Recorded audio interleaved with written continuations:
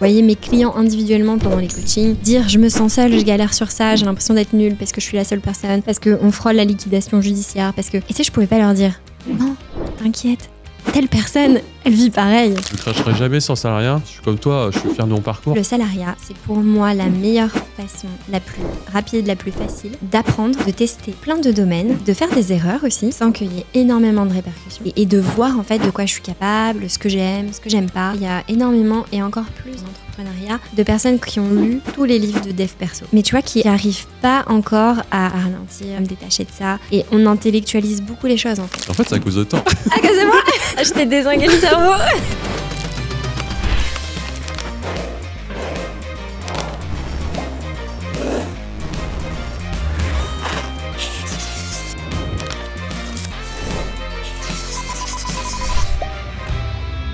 Bonjour à tous et à toutes.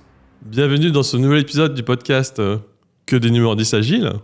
Je suis Christophe et aujourd'hui j'ai une super invitée. Je suis un peu ému parce que cette semaine j'ai eu beaucoup de victoires et elle est un peu derrière ça et elle le sait pas. Ah bon? Donc, c'est pour ça que je voulais l'inviter et lui dire voilà, qu'elle m'a beaucoup inspiré et que si j'en suis là en ce moment, c'est un peu grâce à elle. Elle le sait pas donc voilà, je l'ai invité pour lui dire tout ça. Oh waouh. Et voilà, donc super. Manon, Ouais, bienvenue à toi. Tu peux te présenter rapidement.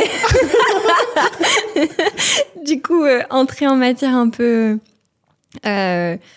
intense et émotive. Merci de m'inviter, je suis ravie d'être ici. T'es une personne qui soutient beaucoup ce que je fais, beaucoup mes contenus et toujours avec de la bienveillance.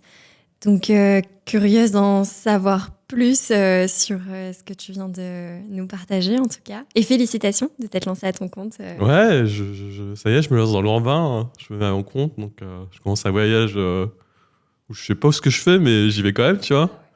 Et c'est un peu aussi grâce à toi, mais on va dérouler dans l'épisode. Ok, ça marche. Bah déjà, qu'est-ce que tu fais dans la vie, tu vois? Je vois que tu voyages, j'aime bien que t'aimes bien le matcha. Et c'est cool, on peut commencer par ça, tu vois. C'est vrai que maintenant, le matcha, je suis plus mystérieuse sur ce sujet. J'adore le matcha, c'est vrai. Je suis coach en gestion émotionnelle. Donc, en gros, j'aide les dirigeants et les entrepreneurs à mieux réguler leurs émotions dans l'entrepreneuriat avec le fameux ascenseur émotionnel qu'on connaît de un jour tout va bien, on a l'impression que on va conquérir le monde, on se sent pousser des ailes et on a trop confiance en nous. Et l'après-midi ou le lendemain, on a des clients de perdus, ou on a un mauvais retour client, ou alors on a un truc sur les réseaux qui nous fait stresser, ou de l'anxiété d'anticipation.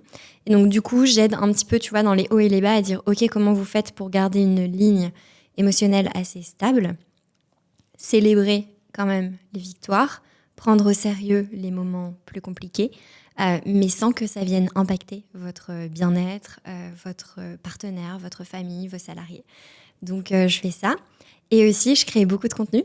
Donc, j'ai un podcast qui s'appelle L'Ascenseur émotionnel pour explorer les émotions quand on entreprend. J'ai aussi une newsletter et je crée, comme toi, sur LinkedIn, Instagram. Et voilà, donc beaucoup de créativité aussi dans mon quotidien. Ouais, cette créativité, tu vois, elle m'a beaucoup aidé en fait. Parce que moi quand j'ai démarré là-dedans, je connaissais rien, tu vois. Moi, quand je vois LinkedIn et les podcasts, je dis, voilà, waouh. Ouais. en tant qu'introverti, tu vois, c'est trop chaud, tu vois. Enfin, il y a trop d'étapes à passer avant, tu vois. Et moi, je suis toujours du genre, quand c'est chaud, qu'est-ce qu'on fait?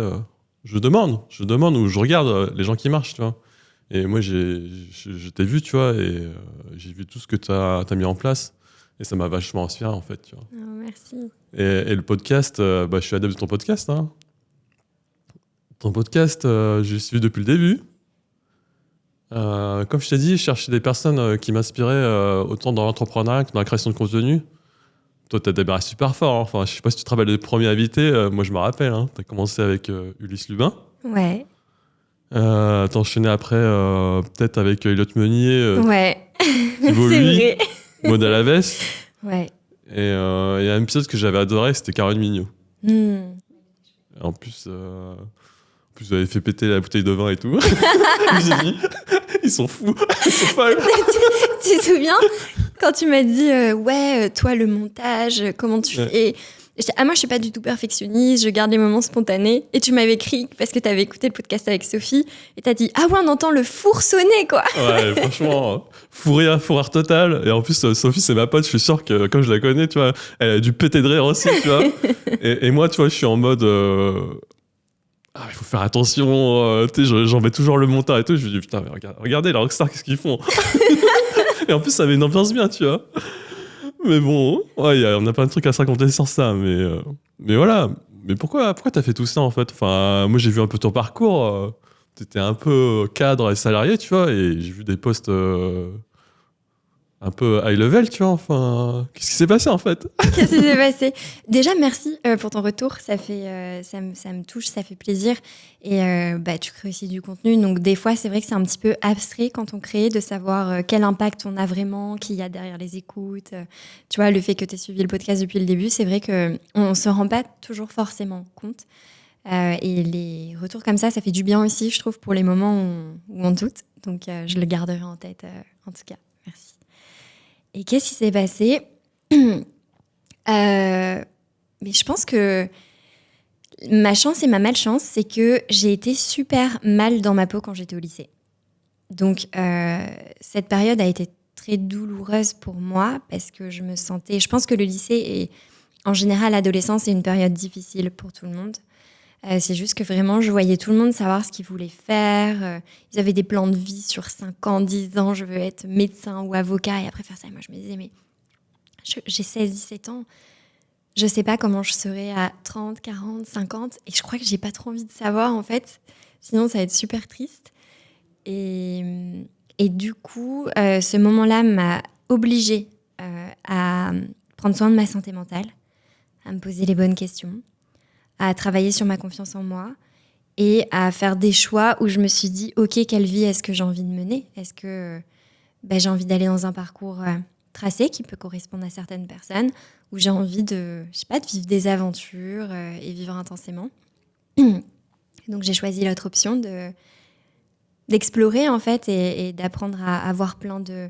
En fait, j'ai choisi, je pense, d'oser et de m'amuser. Et donc, j'ai fait une école à Lille pendant 3 ans, que j'avais choisie parce qu'elle était très axée sur la personnalité. Donc, on avait des cours de théâtre, des cours de négociation, des cours de psychologie, en plus de trucs de marketing, com et tout. Et donc, j'avais adoré parce que ça donnait plein d'ouverture sur plein de sujets pour lesquels j'avais beaucoup de curiosité. Après, je suis partie aux îles Canaries faire un stage. Et de là, j'ai arrêté mes études et je suis pas revenue en France parce que j'ai eu un gros coup de cœur. Et en fait, c'est cette audace-là au départ, je pense, qui a fait que après j'ai eu accès à des postes vraiment très très cool parce que du coup j'avais pu parler 3 langues, montrer que j'avais pas peur, tu vois, à 20 ans de partir toute seule à l'étranger, de tout abandonner. Et ça m'a ouvert au final beaucoup d'opportunités très positives. Moi, j'adore ce que tu dis là, parce que ça me rappelle mon moi il y a quelques années, et je pense qu'on a un peu le même parcours. Je pense que c'était comme toi, les études et l'adolescence, c'était pas fou, tu vois. J'étais quand même heureux, tu vois, mais comme je savais pas quoi faire, et que mon père, il voulait vraiment que je sois champion de tennis, tu vois. Ok. Donc, tu vois, les week-ends, quand les potes jouaient au foot et tout, moi... J'étais à fond à m'entraîner, Tennis. à faire les tournois, tu vois, donc c'est un peu difficile. Et pareil, les études, faut avoir des super notes, il faut bien bosser, et il faut faire les écoles d'ingénieur et tout. Et j'ai suivi la route, en fait. Mais j'étais comme toi, je me questionnais, tu vois. C'est pas facile, hein. Non, et puis je pense qu'à cet âge-là, t'as les adultes et t'as la sensation que tu vas gâcher ta vie aussi si tu prends pas la bonne direction. Et ça fait peur. Et on nous fait un petit peu croire au lycée que le choix des études ou le choix du parcours va déterminer toute notre vie, alors que pas du tout. On peut toujours rebondir, toujours changer, toujours se questionner. Mais ça, on le sait pas. Ouais. Parce qu'à chaque fois, on te questionne, qu'est-ce que tu vas faire, court et long terme, et waouh, la pression, tu vois. Et après, tu sors des choses pour faire plaisir, en fait. Complètement. Et puis, je sais pas si ça a évolué. Je connais pas de personnes qui sont actuellement au lycée. Mais à l'époque, en plus, c'était un peu si t'aimes pas trop l'école ou que t'es pas... Moi, j'avais pas trop des bonnes notes parce que je séchais énormément les cours. Ah ouais? Ouais. J'ai vraiment presque raté tous les cours de ma terminale avant le bac. Et heureusement que c'était pas le contrôle continu, sinon j'aurais pas eu mon bac. Mais je me souviens que c'était très tu vas être bonne à rien plus tard, tu vois. Et aussi qu'à des réunions de conseil d'orientation et tout, c'était très... ouais, non, en fait, peut-être faut que tu fasses un métier manuel. En plus, en dénigrant tous les métiers manuels qui peuvent être des très beaux métiers et des métiers par passion. Et du coup, c'est assez compliqué de te retrouver face à un monde avec des adultes qui te disent ça. Et tu vois, moi, je pense que j'ai eu de la chance d'avoir des parents qui ont toujours privilégié mon épanouissement et mon bonheur avant d'avoir des bonnes notes à l'école et de devenir avocate ou médecin. Et donc, ils m'ont soutenue aussi dans le fait d'avoir peut-être la liberté de choisir, mais je sais que c'est pas le cas pour tout le monde. Tu vois, tu parles de la relation avec ton père, les bonnes notes et tout, et j'ai beaucoup d'amis aussi qui ont choisi des directions comme ça par non-choix au final. Ouais, et je suis comme toi en fait, ce qui m'a fait un peu passer les étapes et un peu m'affirmer, c'est les voyages en fait. C'est les voyages, parce que quand tu arrives dans un pays, tu parles pas la langue, ou tu parles anglais. Tout à l'heure, tu as vu mon anglais de tout à l'heure, il est éclaté. Hein. Alors qu'à la maison, avec ma femme, on parle anglais. Mais ouais, quand tu arrives dans un pays, là, je me suis dit, ok. C'était quoi les pays qui t'ont commencé à te faire aimer les voyages, ou tu avais toujours envie de voyager en fait? Moi, j'ai toujours aimé voyager. Ouais. Je me souviens que mon premier voyage où je me suis dit, waouh, j'ai envie de vivre une vie où je vais découvrir des endroits, c'était, je crois, quand j'avais 14 ans. Je crois que j'avais 14 ans. Et mes parents nous ont emmenés à Valence, en Espagne.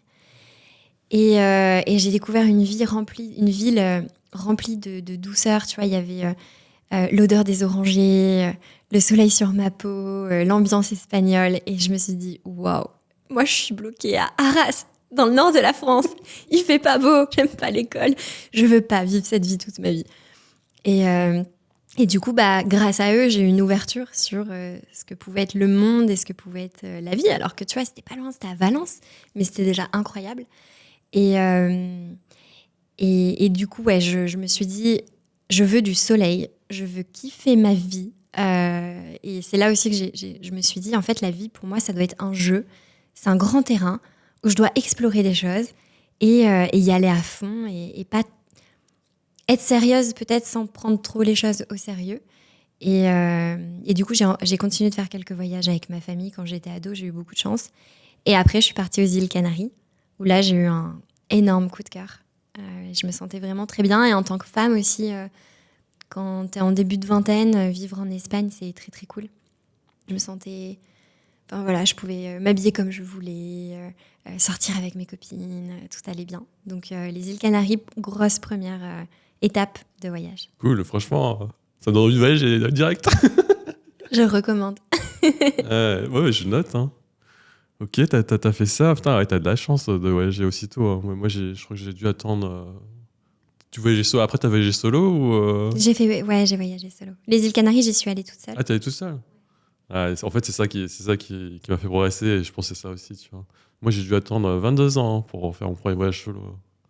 C'est déjà bien. Ouais, mais j'étais comme toi, j'avais l'idée de voyager. Avant, je jouais beaucoup aux jeux vidéo. Je joue d'ailleurs toujours aux jeux vidéo. Et moi, ce que j'aimais dans les jeux, c'était de voyager, voir des nouvelles choses, être perdu, être dans la merde, tu vois. Et après, t'adapter et aller voir les gens, tu vois. Et à 22 ans, je suis parti au Japon tout seul. En fait, je devais rejoindre des potes qui sont venus me chercher à l'aéroport, en fait. Ah ouais, t'étais dans le dur. Oui, on s'est pas compris sur les dates. Donc, direct, j'arrive. Ils sont où, tu vois? Je les attends, il y a personne, tu vois. Il n'y avait pas encore Internet, donc j'appelle leur hôtel et compagnie. Enfin, le gars à l'hôtel, il comprend rien à mon anglais. Je pense que son anglais est tout pourri aussi. Du coup, il me dit non, je sais pas qui vous cherchez à voir. Il y a personne chez moi et tout. Je suis foutu, tu vois. Ah, puis le Japon, c'est un contraste tellement grand. Premier voyage, tu te retrouves solo là-bas. Mais oui, j'étais perdu, tu vois. Après, je me suis dit ok, on va passer à la téléchargement, on va essayer de construire. J'ai encore appelé le gars, je lui ai dit forcément, il y a des Français. Je dis French. Il dit, ah, yeah, French guy. Et là, il a compris. Et voilà, tu vois. Et ouais, c'est là où je me suis dit, c'est bon. Là, tu connais pas la langue, t'es foutu, tu vois. Qu'est-ce que tu fais? Tu vas rester comme ça, tu vas rien faire. Et c'est bon, t'y vas, en fait. En fait, ça t'a révélé Je trouve que ça révèle aussi la force de caractère que tu peux avoir et ce truc en fait, de voir qu'il se passe pas tant de choses de négatives que ça et que étape après étape, tu peux t'en sortir pour retrouver tes amis ou aller quelque part. Mais surtout à écouter, en fait. Ouais. Tu vois, t'apprends à écouter et t'apprends aussi à t'exprimer et de façon claire, hein, sans parler fort ou sans montrer, sans mettre un masque, en fait. Enfin, il y en a qui le font. Moi, je le mets pas. Quand je suis en voyage, ouais, j'ai vu deux types de voyageurs, tu vois. C'est ceux qui ils partent en voyage, donc personne ne connaît. Ils arrivent, ils se refont une vie. Et c'est OK, tu vois. Il n'y a pas de souci avec ça. Et il y en a d'autres, comme moi, ils arrivent. Bah, c'est bon, enfin. Personne ne me connaît et moi, je connais personne. J'y vais et je me dévoile. T'es resté combien de temps? J'étais resté un mois, donc... Des beaux premiers voyages solo, hein, le Japon. Ouais, Japon, après, je suis allé 8 fois au Japon en 20 ans. Après, c'était ma passion. C'est incroyable, ouais, le Japon. T'es déjà allé, hein? Une fois, ouais. Ah ouais? Ah, je savais pas ça, ouais. J'ai passé un mois au Japon Ouais. et j'avais adoré. Mais c'est un voyage qui peut être déstabilisant parce que les codes sont pas pareils, la façon que la ville a de fonctionner n'est pas pareille. Les gens ont beaucoup de pudeur aussi dans leur façon de communiquer. Ouais. Donc, faut s'adapter. En plus, moi, j'allais au Japon en vivant à ce moment-là. Je vivais à Séville, en Andalousie, où c'est parler fort, les gens sont tactiles, tout le monde te prend... Enfin, t'es perdu, je sais pas, les touristes ils sont perdus là-bas, ils te prennent par la main et ils te déposent à l'endroit et voilà. Et Japon, c'était beaucoup plus pudeur, respect, voix basse et tout. Et c'était un voyage incroyable. Et beaucoup de contrastes avec la vie que j'avais, donc c'était vraiment chouette. Ouais, après, tu vois, ça m'a donné envie de voir d'autres pays. Ouais. Après, c'est les rencontres. J'ai commencé à rencontrer des gens un peu foufous dans leur tête. Donc après, je me suis retrouvé en Colombie alors que je voulais pas y aller, en Équateur, enfin, au Venezuela où j'étais vraiment dans la merde là-bas. J'avais raconté des histoires avec Alex Viseo quand il était venu au premier épisode. Là, vraiment, franchement, quand tu te retrouves dans des situations où c'est fou, tu vois, et t'as pas le choix. Enfin, c'est pas survivre, tu vois, tu vas pas non plus mourir. T'es coincé, t'es obligé d'avancer. Je sais pas si t'as eu des voyages où vraiment ça t'a changé parce que t'étais dans une situation où là c'est un peu compliqué. Il faut que je trouve une solution, tu vois. Je pense que mon dernier voyage en Afrique du Sud m'a remise un peu dans ça. Parce que l'Afrique du Sud, c'est un pays où c'est toi qui t'adaptes, vraiment. C'est toi qui t'adaptes à le niveau, enfin, j'allais dire le niveau de sécurité plus le niveau d'insécurité du coup, et d'avoir des petits réflexes que t'as pas d'habitude. Donc peut-être vivre à Cape Town, ça rend humble ce genre de voyage, de dire. Mais t'es resté longtemps en plus. Je suis restée longtemps, ouais. Je suis restée 7 mois, je crois, en tout, parce que j'étais rentrée pour les fêtes de Noël. Et je suis repartie, mais je suis tombée amoureuse de Cape Town. C'est quoi les trucs qui sont marqués qui t'ont fait... En plus, t'avais prévu de rester 7 mois ou c'était pas prévu en fait? Non, c'était vraiment pas... Je savais pas. Alors déjà, j'avais toujours voulu y aller. C'était vraiment un truc... Quand j'étais petite, je sais pas, je regardais plein de trucs sur l'Afrique du Sud. Et je me souviendrai toujours que je commençais à regarder pour aller en Afrique du Sud, tout ça, mais tout le monde me démotivait. Tout le monde me disait c'est super dangereux. En plus, t'es une femme toute seule et tout. Enfin, et tu vois, il y a des pays où c'est dangereux de voyager seule et il y a des pays où, Cape Town, c'est vrai que c'est pas réputé pour la grande sécurité, tu vois. Et du coup, en fait, un jour, j'achète un billet d'avion sans le dire à personne. Je dis ok, je vais le dire à personne parce qu'à chaque fois que j'en parle, on essaye de me démotiver. Donc c'était il y a 2 ans et demi, je crois. Et un soir, je dis boum, allez, c'est décidé, je vais à Cape Town, j'achète mon billet d'avion, tout ça. Et après, du coup, je l'ai annoncé aux gens, à ma famille et tout. Et ce que j'ai aimé, c'est déjà la richesse des paysages. C'est une ville incroyable. Je me réveillais tous les matins en étant tellement reconnaissante de vivre à Cape Town. Tu vois, j'avais les montagnes à gauche, la mer à droite et de la forêt et des parcs en plein Cape Town dans un centre-ville. C'est incroyable. T'as tout, quoi. Tu vois, je pouvais... t'as les bons restos, tu peux sortir un petit peu si tu veux sortir, mais en même temps, tu peux faire du volley. J'allais faire du volley avec mes amis le jeudi à 3 minutes de où je travaillais. Enfin, du coup, je dirais que c'était déjà la richesse des paysages et de l'environnement. La gentillesse des gens aussi. Ouais, je sais pas, il y a une ambiance, tu vois, qui fait que... Bah, pour que tu restes aussi longtemps, moi, je suis curieux, tu vois. Là, je note. Ouais. Quand tu dis tes amis, c'est parce que t'as rencontré un cercle là-bas, Ouais. où les gens, ils ont vu que tes potes, ils ont vu que t'as kiffé, ils se t'ont rejoint. Alors, je suis partie au début avec Elliot Ok. Meunier, qui est l'un de mes amis. J'aime bien quand je voyage. Tu vois, je suis plus en mode Erasmus à vouloir rencontrer plein de personnes. J'aime bien quand il y a des rencontres spontanées, mais en fait, j'ai dit à Elliot, ouais, je pars en Afrique du Sud, et il m'a dit, ouais, bah moi aussi. On s'est dit, waouh, on s'est synchronisé sans le savoir. Et du coup, lui aussi, il avait ce délire-là. en fait, on en parlait, Ok.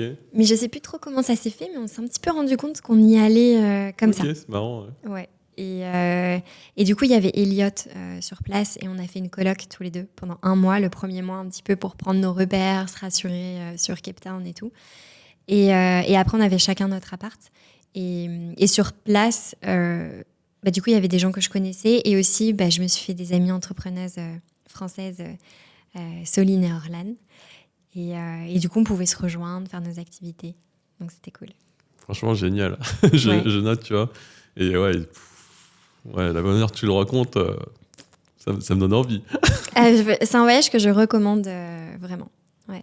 Tu penses que tu vas y retourner ou tu te dis là c'était génial Non, j'aimerais bien y retourner au mois de janvier. Ah ouais, carrément. Ah mais c'est pour ça j'aime bien te suivre pour ça en fait. À chaque fois je me dis elle va partir où maintenant? Surprise. Parce que c'est génial en fait, tu vois. Je me suis dit c'est super cool en fait de bosser et de dire bon, ok là je change, je voyage pas comme une touriste en fait entre guillemets, tu vois. Je reste au même endroit et je profite et c'est ok. Ouais, t'as le temps d'avoir des routines, de connaître, tu vois, j'aime bien rentrer, je sais pas, dans un petit café et savoir qui travaille dans le petit café et reconnaître les gens et avoir tes habitudes. Donc ça, pour moi, c'est important. Et puis, je bosse, tu vois. Et c'est ça, je suis pas digital nomade parce que je change pas de pays tous les mois ou tous les 3 mois dans des Airbnb. J'aime bien me poser quelque part. Je voyage aussi énormément avec mes amis. C'est très important pour moi d'avoir les gens que j'aime avec moi. Et ouais, et des fois, tu vois, je rentre de pays, on me dit ouais, est-ce que tu as visité ça? Est-ce que tu as visité ça? Et non, j'ai pas fait ça. Je crois génial. Moi, il y a un voyage qui m'avait marqué, c'était Taïwan. Je suis juste allé là-bas parce que ça coûtait pas cher. Ok. Et parce que j'étais en tour du monde et j'étais revenu en France. Et là, j'étais revenu à Noël pour ma mère. Et après, il fallait repartir. Et comme j'avais pas de plan et tout, je regardais c'est quoi la destination d'Asie la moins chère à l'avion, j'ai vu Taïwan. C'est rien du tout, tu vois. Et quand je suis allé, c'est coup de cœur, quoi. C'est vrai. Coup de cœur. Les gens là-bas, là, c'est. J'ai jamais vu ça en fait. Je pense que c'est un village gaulois en fait. Ouais. C'est un village gaulois, tu vois. Il y a une dame qui m'a hébergé. Elle est prof d'histoire dans un collège. Je l'ai repérée sur Couchsurfing. Tu sais, j'utilise Couchsurfing. Tu connais Couchsurfing? Ouais, je connais. Tu dors chez l'habitant sur le sofa et voilà, tu vois. Et j'ai repris le profil et je trouvais ça cool et je me suis dit, ok, je vais à la Taipei. Elle va m'héberger 3 jours, après je verrai ce que je fais. On a matché direct. Elle était intéressée par la France en fait. Et elle avait 2 enfants et elle dit en fait, moi je fais du couchsurfing et j'héberge des voyageurs parce que je veux que mes enfants ils voient un peu le monde, tu vois. Okay. Et comme à Taïwan, le pouvoir d'achat il est super bas et ils voyagent pas forcément. Beaucoup sont ouverts en fait, sont vachement ouverts. Bon, déjà il y a aussi la pression avec la Chine, donc ils sont en mode on aime bien voir ce qui se passe ailleurs. Et ouais, génial. Et c'était fou, tu vois. Elle m'avait même demandé d'intervenir dans son école. Trop bien. Donc je parle de la France et pourquoi je voyage, tu vois. Et c'est un truc de fou, hein. Et finalement, toi, je suis resté 1 semaine. Chez elle, ouais. Ouais. Après, elle me dit, faudrait qu'on se parle, Christophe et tout. Je me suis dit, bon, ok, là, j'ai abusé, je suis resté trop longtemps, tu vois. Il n'y a pas de souci. Je commence à faire mon sac et tout. Et débarque, tu vois, et elle me dit, bon, je pense que ça peut plus durer et tout. Je pense que on est un peu à l'étroit, tu vois. Parce qu'en Asie, tu connais, c'est un peu étroit, les apparts et tout. J'amène les enfants chez la grand-mère et j'y vais aussi et je te laisse l'appartement à moi si tu veux rester à moi. Je dis, c'est quoi ce bordel? Oh, waouh. Non, j'ai fait, c'est pas possible, qu'est-ce qui se passe et tout. Enfin, j'ai dit, non, je suis là pour échanger. Et moi, j'aime bien m'occuper de tes enfants. Parce que toi, quand t'es mère célibataire, c'est un peu dur, tu vois. Enfin, c'est pas que c'est un peu dur, mais c'est une autre regard, tu vois. Moi, je suis content de faire la lecture le soir, leur devoir, et comme ça, toi, tu peux souffler et c'est cool. Mais j'ai que des histoires comme ça, en fait. Et du coup, vous êtes resté. Moi, je suis resté 2 semaines au final. Je suis resté 2 semaines. Après, j'ai cherché. J'ai eu un travail dans la côte est. C'était Houlian. La plage était magnifique et tout. Et j'ai bossé 1 mois là-bas et j'ai fait que ça en fait. En fait, je suis resté 1 mois et demi en Taïwan. J'ai fait que 2 villes. Et c'est ok. Les gens ils m'ont dit t'as fait ceci, t'as fait cela. En fait, ouais. Après, t'as le FOMO de tout ce qu'il faut faire et tu voyages pas, tu cours, tu cours d'endroit en endroit. Et après, je pense qu'il y a des moments dans la vie où t'as envie de visiter des trucs et c'est ok, et d'autres où t'as juste envie d'être avec les gens, te poser, Ouais, c'est ça. et vivre comme les. Ouais, mais moi j'aime bien me poser et c'est ok, tu vois. Enfin, tu vois ce qui se passe, le brouhaha et tout, et c'est cool, t'observes en fait, et tu rencontres des gens. Mais ouais, Taïwan, ça a vachement touché parce que l'hospitalité et tout, c'est n'importe quoi. Je voyais plein, pour clore le sujet, tu vois, on pourrait faire 2 heures sur Taïwan. Petit changement de podcast.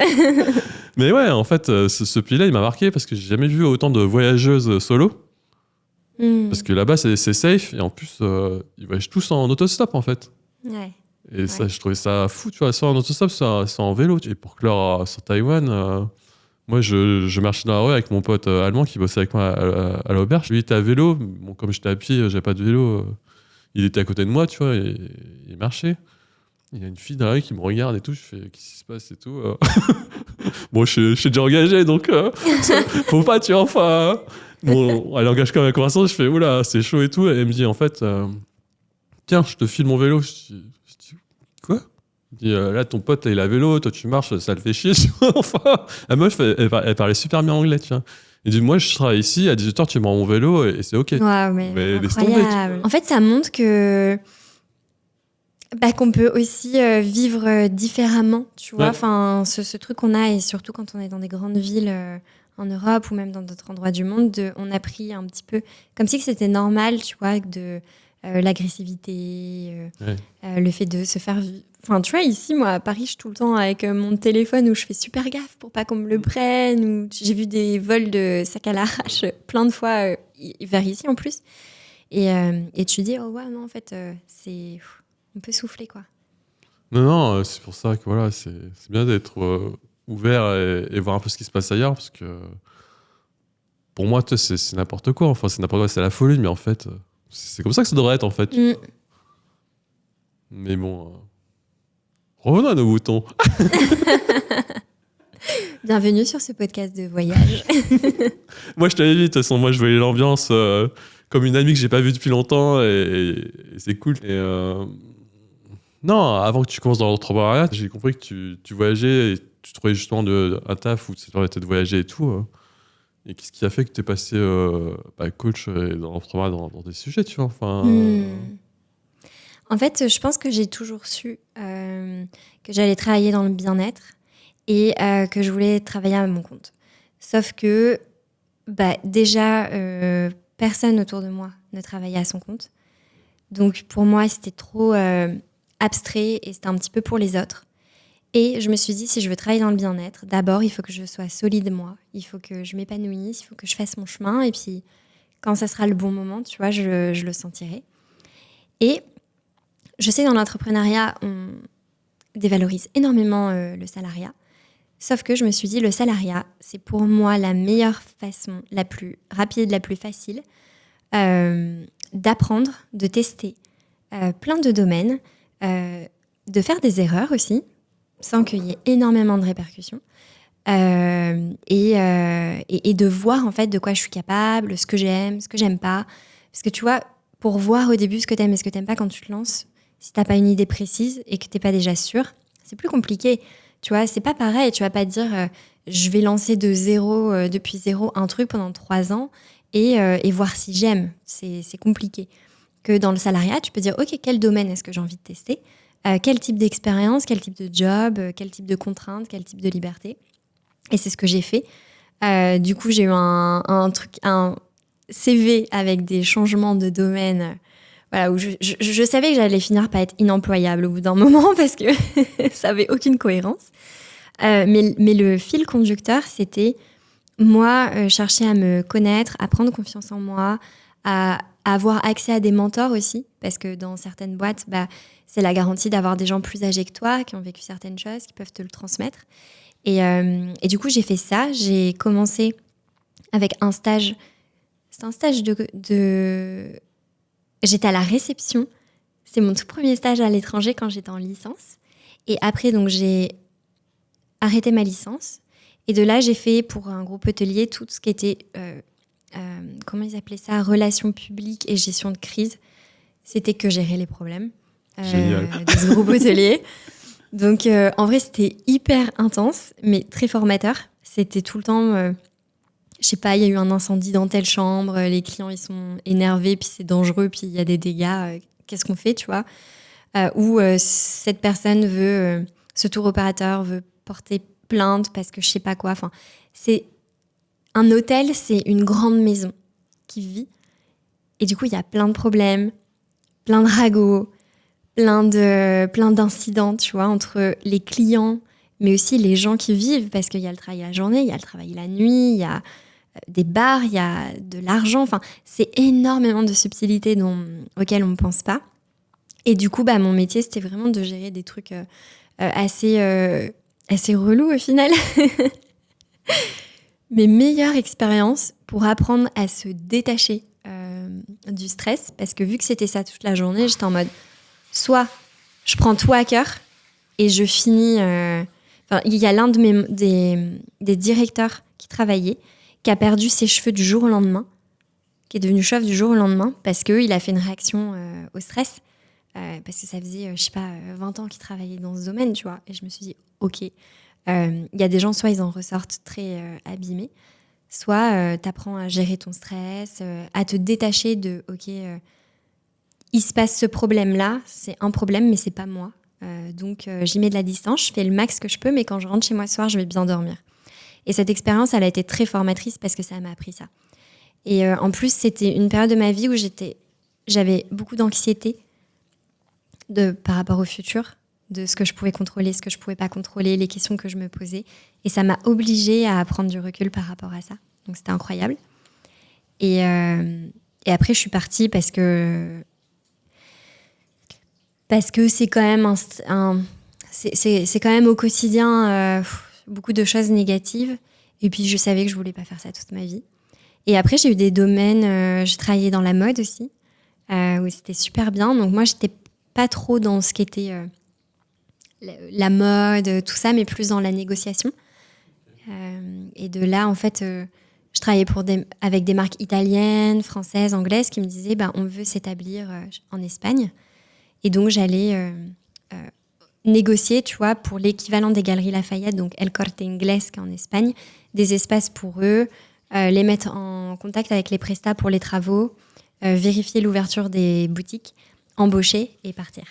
Et donc ça, je me suis éclatée à faire ça pendant quelques années. Et après, j'ai été manageuse d'une équipe pour cette boîte-là.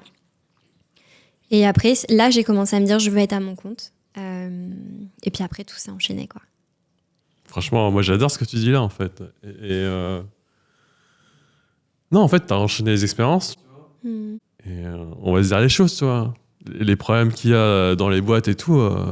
les gens, ils ont du talent, les gens, ils savent très bien faire leur travail. Ce qui se passe, c'est que c'est les imprévus. Et après, il y a toute la charge mentale qu'il y a derrière, en fait. Tu vois. Et les gens, ils oublient ça, en fait. Et toi, déjà, comme tu disais, dans un hôtel, c'est le bordel. Ouais. Mais c'est la même chose dans les boîtes. Oui. C'est le bordel, en fait.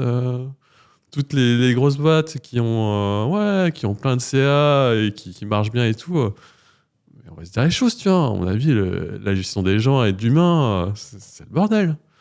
Et c'est bien d'avoir des gens comme toi, en fait. Que comme ils ont déjà vécu ça, Ouais, ils ont on déjà a vécu vu. ça. Donc, quand tu vois d'autres personnes, t'as plus d'empathie et tu te dis, ok, ça sert à rien d'hausser la voix, ça sert à rien de s'énerver. Et moi, je veux pas avoir ça. Et mon but, tu vois, c'est aussi pas de réconforter, mais de trouver des solutions avec les gens pour que ça puisse avancer, tu vois. Et là, toutes les expériences que t'as eues, c'est un truc de fou. En vrai, ouais, mais je me rendais pas compte, tu vois. Mais parce que j'avais aussi ce truc de, ok, j'ai fait mon expérience, je donne ma dème, maintenant je fais quoi? Et je me posais la question après avoir donné ma dème, en mode, vas-y, c'est quoi le prochain challenge? C'est quoi la prochaine ville où je vais vivre? Et mais je pense que c'est ce truc de un peu voir la vie comme un jeu qui a fait que ça a été possible. Et ouais, dans les boîtes, en fait, le problème, ce qui cause le plus de problèmes, c'est la gestion de l'humain et l'incompréhension, en fait, de ce dont les gens ont besoin, de comment communiquer entre soi, ouais. C'est pour ça que maintenant, tu as ton compte sur ces sujets-là, en fait. Mais dans des niveaux, j'imagine, avec plus des dirigeants ou des managers, ou même aussi des entrepreneurs qui sont... je vais faire un peu l'enfoiré, tu vois. Tu sais, on est sur LinkedIn, hein. Moi, maintenant, quand je vois des posts sur le salariat, tu vois, ça me fait sourire, en fait. Pas dans le sens où je me moque d'eux, tu vois. Dans le sens... ils parlent de plein de problèmes de communication et tout. Mais comme ils l'ont pas évoqué dans le salariat, tu sais, ils parlent de problèmes avec des entrepreneurs ou des clients qui payent pas et tout. Mais tu vois, ces choses-là, je les ai déjà vues en fait dans le salariat. Je sais que ça existe et je sais comment on peut trouver des solutions à arranger. Quand je les vois se plaindre et faire un peu du gossip et tout, tu vois, quand t'es passé dans le salariat, tu connais ça en fait, les politiques et tout, tu vois.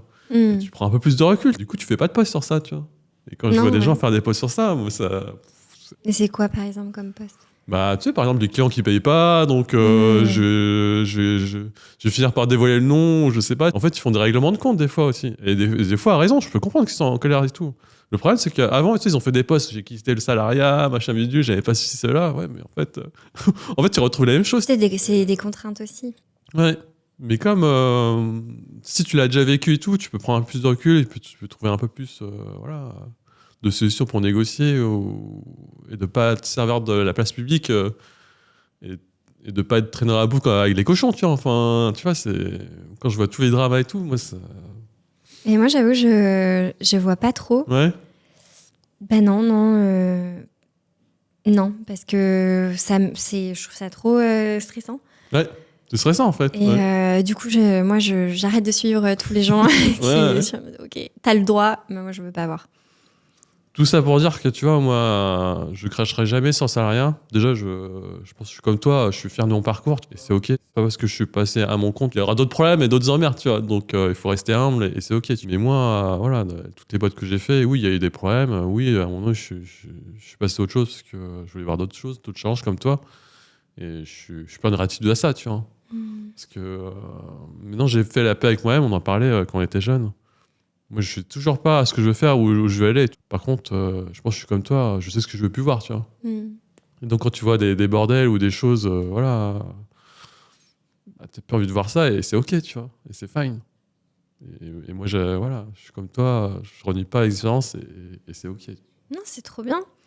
C'est trop bien. Et puis ça veut dire que si un jour, tu vois, t'as une équipe, bah...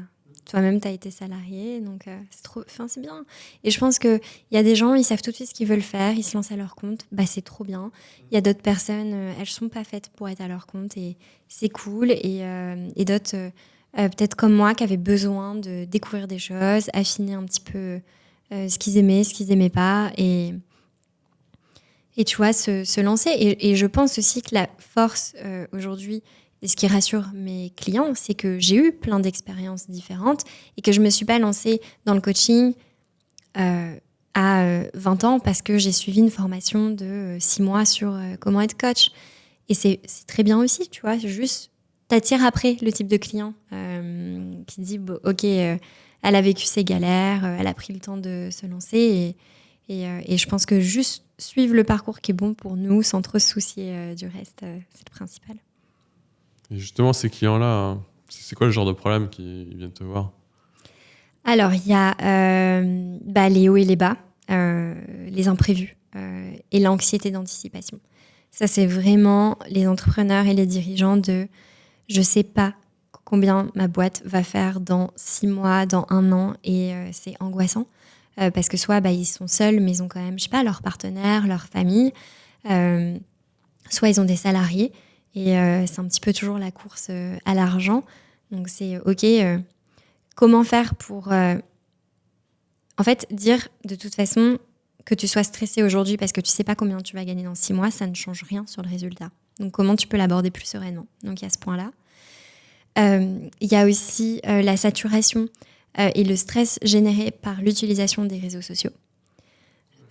Donc ça, j'ai beaucoup de clients quand même qui saturent et qui soit créent, soit consomment, mais ont besoin pour X ou Y, même pour de la prospection des réseaux et donc de l'écosystème, et qui se retrouvent un petit peu soit piégés dans la course à la création de contenu et dans ces trucs de comparaison, de jamais avoir l'impression d'en faire assez, parce que tout le monde peut faire maintenant des vidéos tous les jours sur Insta, un post par jour sur LinkedIn.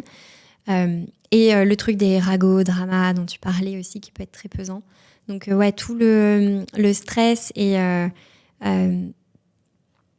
le stress et la charge mentale des réseaux et de l'exposition, beaucoup.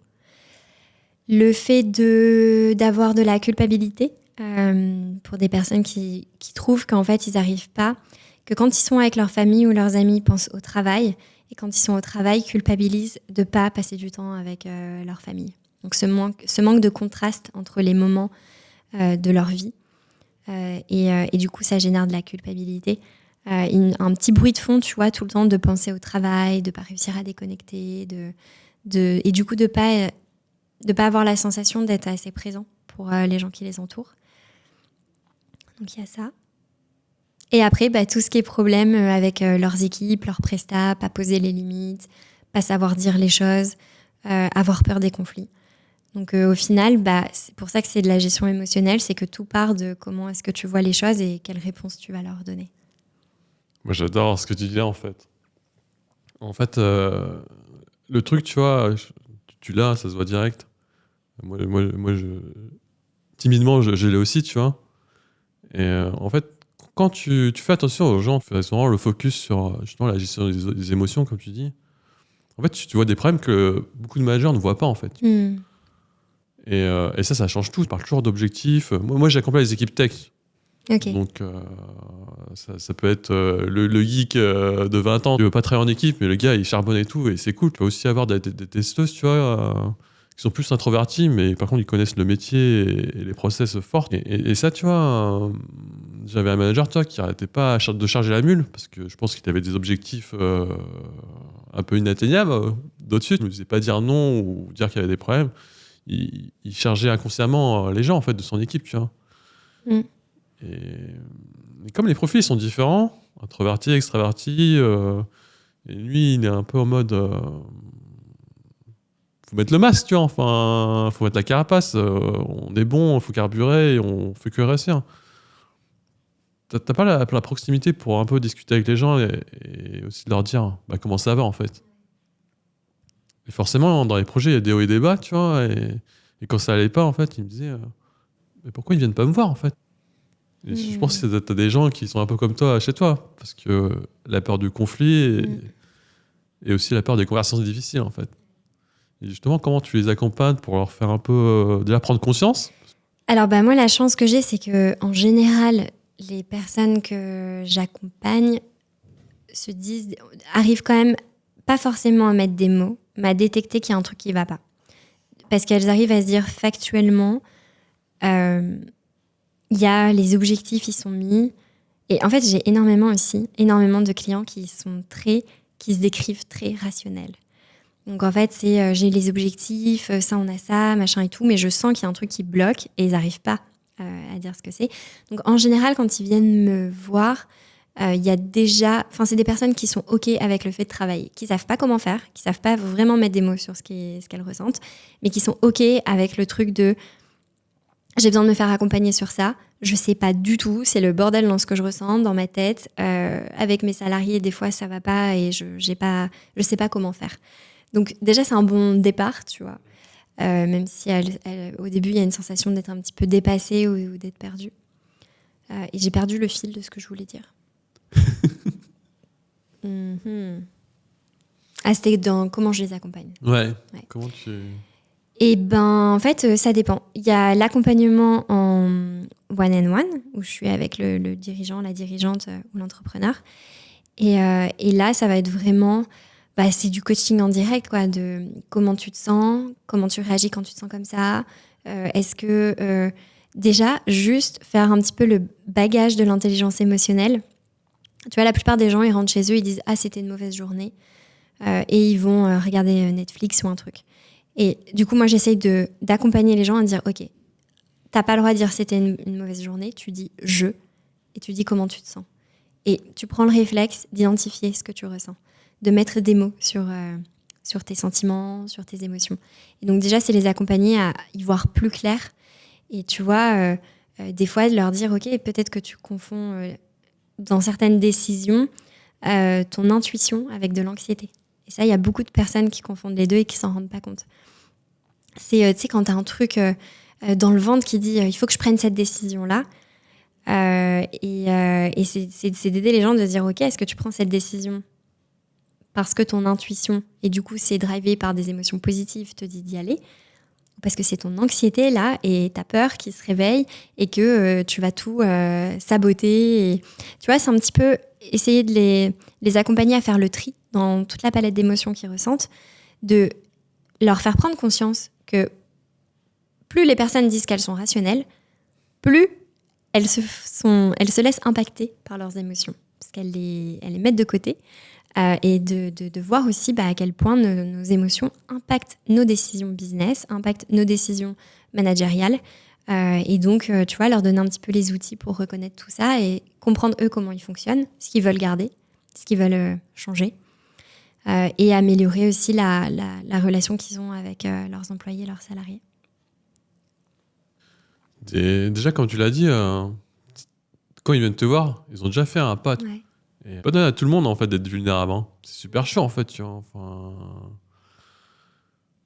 Nous, on est un peu dans l'humain, on voit un peu les non-dits et les postures. Et moi, quand je les vois, au départ, quand j'ai accompagné les équipes, tu vois. Pour moi, tu sais, je voyais le problème. Je voyais aussi la solution. Pendant 15 ans, j'étais développeur. Ouais. Je me suis reconverti parce que quand j'ai fait mon tour du monde, j'étais revenu.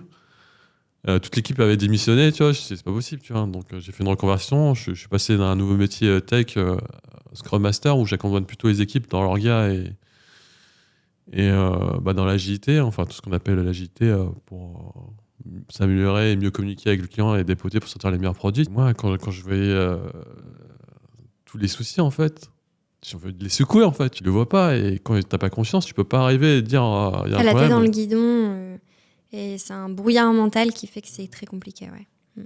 C'est super dur, tu vois. Et même, tu vois, si j'avais avant l'empathie, grâce à ma maman, d'ailleurs, coucou. et avec les voyages où je me suis dit, rien n'est blanc, rien n'est noir, tu vois, et on va arrêter de juger les gens, et chacun a ses trucs. Même moi, ça me pesait, en fait, tu vois. Ça me pesait, je dis, mais le problème, il est devant, je pense qu'il le voit, mais il prend la fuite, tu vois. Est-ce que t'as des clients où vraiment ils ont la tête dans le guidon et tu leur montrais l'éléphant dans la pièce, tu vois, et il y avait un blocage, en fait. Bah oui, bien sûr, ça arrive sur plein de sujets. Ouais. Mais aussi, le truc, c'est que c'est un petit peu comme donner des conseils. Donner la solution, ça sert à rien. Ça sert à rien parce que... Et c'est tout le principe du coaching. Et c'est pour ça aussi qu'il faut... Enfin, moi, je me fais accompagner. Je pense que toi, tu dois te faire aussi accompagner. C'est que c'est tellement... Enfin, on est juste à la fin de la journée, on est juste une personne qui fait de son mieux pour tenir ses projets, y arriver, kiffer et faire plaisir à ceux qu'on aime. Et du coup, des fois, juste, on n'a pas les outils, on n'a pas le recul. Et ouais, ça m'arrive d'avoir des clients qui peuvent avoir tellement la tête dans le guidon qu'ils ont l'impression que leur problème est beaucoup plus grand que ce qui n'y paraît. Et du coup, mon travail, c'est OK, comment est-ce qu'on fait pour prendre de la hauteur ? Comment est-ce qu'on fait pour redonner un petit peu de légèreté dans tout ça, pour que tu récupères ton énergie, pour que tu préserves ton bien-être et que tu mettes ton attention et ton énergie dans une direction qui va te servir. sans faire de suppositions et sans me dire non mais la solution pour cette personne c'est ça, parce que ça se trouve ça l'est pas. Mais ouais, forcément que ça arrive. Ou il y a un truc aussi qui m'arrive souvent en coaching, c'est que je pose une question. Ok, là, il s'est passé ça, comment tu te sens? Et la personne, elle me répond. Je vais te répéter la question. Comment tu te sens? Et j'ai toujours une autre version. J'ai toujours une autre version, tu vois. T'as la première, la version un petit peu cordiale de ce qu'il faut dire. Et la deuxième, c'est j'entends le mec qui va dire ah, tes questions là. Elle m'embête, petite. Ouais. Et il y a un blanc et la personne. Mais ouais, dans ce type de session, c'est à moi de pas lâcher et tu coaches de toute façon avec les outils que tu connais et tu coaches aussi avec ton cœur, avec ton intuition, avec ce que tu as appris de l'autre. Et c'est un équilibre à faire, quoi. Mais tu vois, comment t'expliques ça? Parce que là, on rabâche à longueur de journée, arrêtez la rat race, prenez du temps, communiquer, prenez soin des autres et tout. Comment t'expliques que, je sais pas, les gens ils se sont perdus en route, tu vois, enfin. D'un côté, c'est cool parce que du coup, ça fait du taf, c'est ok, tu vois. Et moi, je pense que je suis comme toi. J'aime bien trouver des solutions à des problèmes et accompagner pour que les gens ils y arrivent d'eux-mêmes. C'est cool, tu vois. C'est un super sentiment d'accompagner et de dire ok, là, j'ai plus rien à faire. Là, c'est bon. Il décolle et c'est génial, tu vois. Et tu fais 2 pas en arrière. Mais comment t'expliques dans. Ouais, c'est toujours la course, toujours plus, toujours plus. Alors qu'on rabâche sur les réseaux sociaux, il faut ralentir, il faut... Parce que déjà, il y a une différence entre... c'est très compliqué, tu vois. Il y a énormément, et encore plus dans l'entrepreneuriat, de personnes qui ont lu tous les livres de dev perso. Tous. Et mais tu vois, qui n'arrivent pas encore à incarner ce truc de j'arrive à ralentir, j'arrive à me détacher de ça. Et on intellectualise beaucoup les choses, en fait. Et je pense qu'il y a énormément de raisons. Il y en a qui sont le fait qu'à l'école, dès qu'on était petit, à l'école, on est valorisé sur nos notes, sur nos résultats et sur ce qu'on fait, tu vois. À la fin de la journée, c'est t'as fait quoi aujourd'hui? T'as fait quoi à l'école? T'as eu combien à ton contrôle? Et c'est faire. Et je pense que des familles où il y a eu la chance aussi d'avoir à table comment tu t'es senti aujourd'hui, pourquoi tel ami c'est ton meilleur ami, qu'est-ce que t'aimes, qu'est-ce que t'as aimé aujourd'hui. Donc déjà je dirais peut-être un peu l'éducation où on a grandi sur être valorisé sur le résultat. Donc ça forcément après quand on est adulte et quand on est entrepreneur, ça aide pas, tu vois, on garde ça. Je pense aussi qu'il y a le fait de un peu on rattache beaucoup nos identités du coup à ce qu'on fait et ce qu'on réussit. Et je pense que, tu vois, des personnes qui se retrouvent dans des périodes de chômage ou de questionnement, tu vois qu'il y a une estime d'elle-même qui baisse beaucoup et qui est beaucoup impactée parce qu'on a besoin toujours d'avoir une étiquette, de se rattacher à ce qu'on fait et pouvoir le présenter socialement pour créer du lien. Donc je pense que tu vois, l'éducation, la honte quand on n'arrive pas à faire des choses et la culpabilité quand on se sent perdu contribuent pas à avoir des espaces où on va mettre l'humain et le bien-être au cœur. En fait, je me dis, si c'était pas notre bien-être la priorité quand on était déjà enfant et à l'école, pourquoi est-ce qu'elle serait, tu vois, quand on est en entreprise? Est-ce que tu as déjà accompagné des gens, tu vois, où la tête bien faite, tu vois? En fait, ils avaient des comportements toxiques avec les gens autour d'eux, en fait. Tu as déjà accompagné ce genre de personnes où ils se rendraient même pas compte que leur comportement était toxique, en fait? Si, j'en ai eu. J'en ai eu de personnes d'ailleurs qui culpabilisent beaucoup et qui savent pas comment faire autrement au début. Donc c'est gestion de la colère, mais en fait en général en plus c'est ça aussi le truc qu'on oublie, c'est que quand on abîme les gens parce qu'on a un comportement où on a des paroles qui n'ont pas été correctes, c'est que la première personne qu'on abîme c'est soi-même. Parce qu'après, en fait, il y a peu de personnes qui sont des vrais psychopathes et qui s'en foutent de tout. C'est pas courant. Et du coup, des personnes qui, tu vois, ont une honte et une honte, en fait, qui après viennent un petit peu les hanter et n'ont pas trop les codes. Et ça vient aussi d'histoires personnelles, des fois un petit peu difficiles. Donc ça, j'en ai déjà accompagné. Ouais. T'accompagnes tous ces gens-là. Ça fait combien de temps que tu fais ça? Ça fait À mon compte, ouais, 3 ans, je crois. 3 ans. Pourquoi je te dis ça? Parce que tu as dû voir passer beaucoup de... un peu de charges un peu négatives. Comment tu fais, toi, tu l'as dit un peu tout à l'heure, mais comment tu fais un peu pour te préserver un peu, tu vois? S'il n'y a pas des moments où je dis là, c'est ouf, tu vois?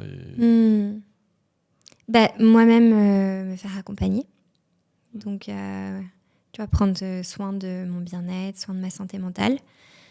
Ne pas me responsabiliser. La meilleure chose que je puisse faire pour mes clients, c'est ne pas me responsabiliser de leurs problèmes. Parce que, en fait, c'est en gardant de la distance et de la hauteur que moi, je peux leur apporter les bonnes questions, les bons outils pour que eux prennent de la hauteur. Donc, en fait, me dire, c'est pas si grave.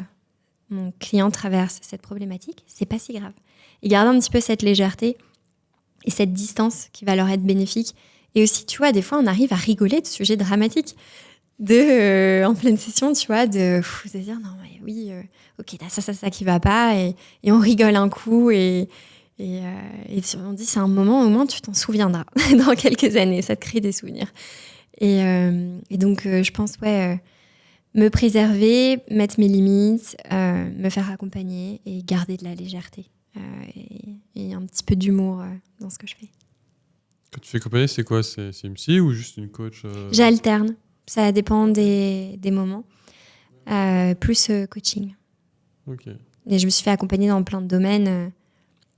Relations à moi-même, psychologue pour aller creuser sur des trucs. Ça dépend. Ouais, en fait, je suis comme toi, en fait.